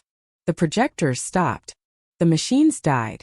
The 52-year nightmare was finally over. Or at least that was what everyone believed. Because in one final room hidden beneath the facility, a locked metal cabinet remained unopened. And inside it sat one last envelope. Addressed to Detective Alan Mercer. Waiting patiently. As if someone had always known he would survive long enough to find it. The city slowly came back to life. Streetlights flickered on. Traffic resumed. Cell phones reconnected. Emergency broadcasts ended. For the first time in decades, Chicago felt quiet. Not peaceful. Just exhausted. Like a city waking up after a nightmare it never realized it had been living inside. Detective Alan Mercer stood alone inside the underground facility. Around him, officers cataloged evidence that would forever rewrite American criminal history. Millions of pages. Thousands of recordings. Hundreds of false identities. 5 decades of deception. The largest hidden psychological conspiracy ever uncovered. Yet Mercer wasn't looking at any of it. He was staring at the metal cabinet. The final envelope. His name written carefully across the front. As if someone had prepared it years ago. Maybe decades ago. He opened it slowly. Inside sat 3 objects. A photograph. A key. And a handwritten letter. The photograph stopped him immediately. It showed Eleanor. The real Eleanor. Not Emily. Not one of her successors. Just an ordinary 11-year-old girl standing in the snow. Smiling. Alive. Human.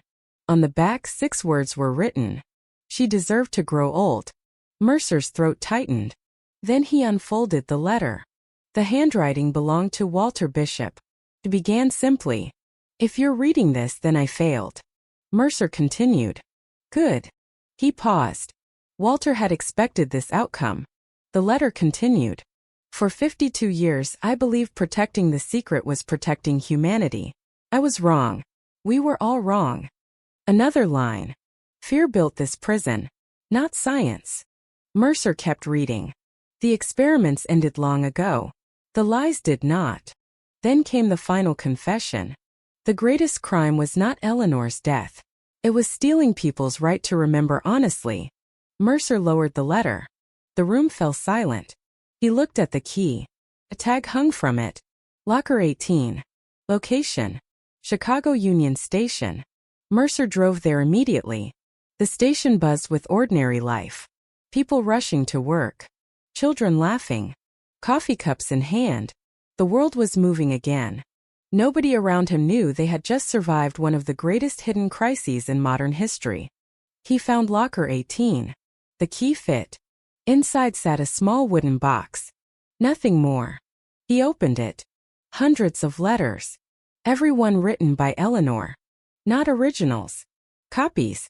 The scientists had preserved them. Letters addressed to her future self. Mercer opened one.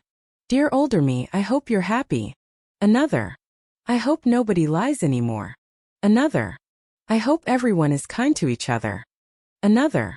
I hope people aren't afraid to tell the truth. Mercer's eyes filled with tears. An entire city had spent 52 years protecting the memory of a child while completely betraying her wishes. Then he found the final letter. It was different. Addressed to nobody. Just one sentence. If something bad happens to me, please don't turn me into a secret. Mercer closed his eyes. The room felt impossibly heavy. Then his phone rang. Emily. He answered immediately. Where are you? She laughed softly. I think that's finally my choice now. Mercer smiled. After everything, it felt strange to hear peace in her voice. Then she said something unexpected. I'm leaving Chicago. Mercer nodded. Good. Silence. Then he asked, what will you do? She answered, live. One word. Simple. Powerful. The line disconnected. Mercer never heard from her again. Weeks passed.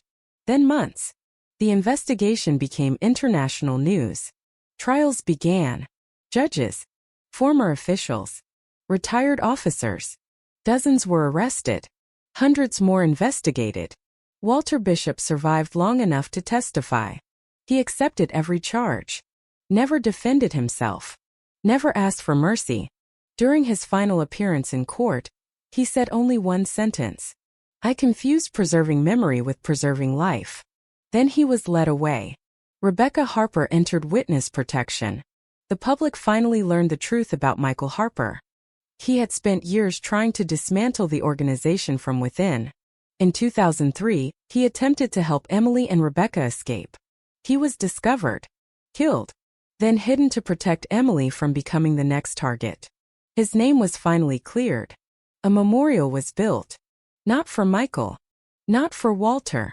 Not for the scientists. For Eleanor. Just Eleanor. No titles. No myth. No secrets. No experiments. No grand conspiracy. Just a little girl who never got the chance to grow up. Thousands visited. They left flowers, letters, stuffed animals, children's drawings. And for the first time in 52 years, nobody was afraid of remembering her. Then, 6 months later, Mercer returned to the memorial one final time. Snow covered the ground. It looked almost identical to the photograph Walter had left behind. He stood there quietly, then noticed something. A fresh letter. No stamp. No envelope. Just folded paper resting beside the flowers. He opened it. Only 6 words were written. Thank you for letting me go. No signature. Nothing else. Mercer smiled. Maybe it was Emily. Maybe Rebecca. Maybe someone else entirely. Or maybe some mysteries deserved to remain unanswered. He left the letter there, turned around, and walked away. The case officially closed 1 week later. The final report filled thousands of pages. Yet the official conclusion was remarkably simple. Fear can survive for generations if nobody challenges it. Truth hurts. But secrets consume. And somewhere inside a city that almost forgot itself, life quietly continued. Children still laughed. Trains still ran. Snow still fell over Chicago streets. People still built futures. Because in the end, the story was never about a murder. It was never about a conspiracy. It was never even about a cold case. It was about what happens when ordinary people become so terrified of losing something that they imprison themselves inside a lie. 22 years after 3 people vanished from a quiet brick house, the final answer was unexpectedly human. Nobody was protecting a secret. They were protecting grief. And grief, when left untouched for too long, can become a prison stronger than any locked door. Long after the headlines disappeared, one sentence remained engraved beneath Eleanor's memorial. A sentence that thousands of visitors would eventually stop to read. A sentence that finally ended 52 years of fear. Tell the truth and let people be remembered as they were.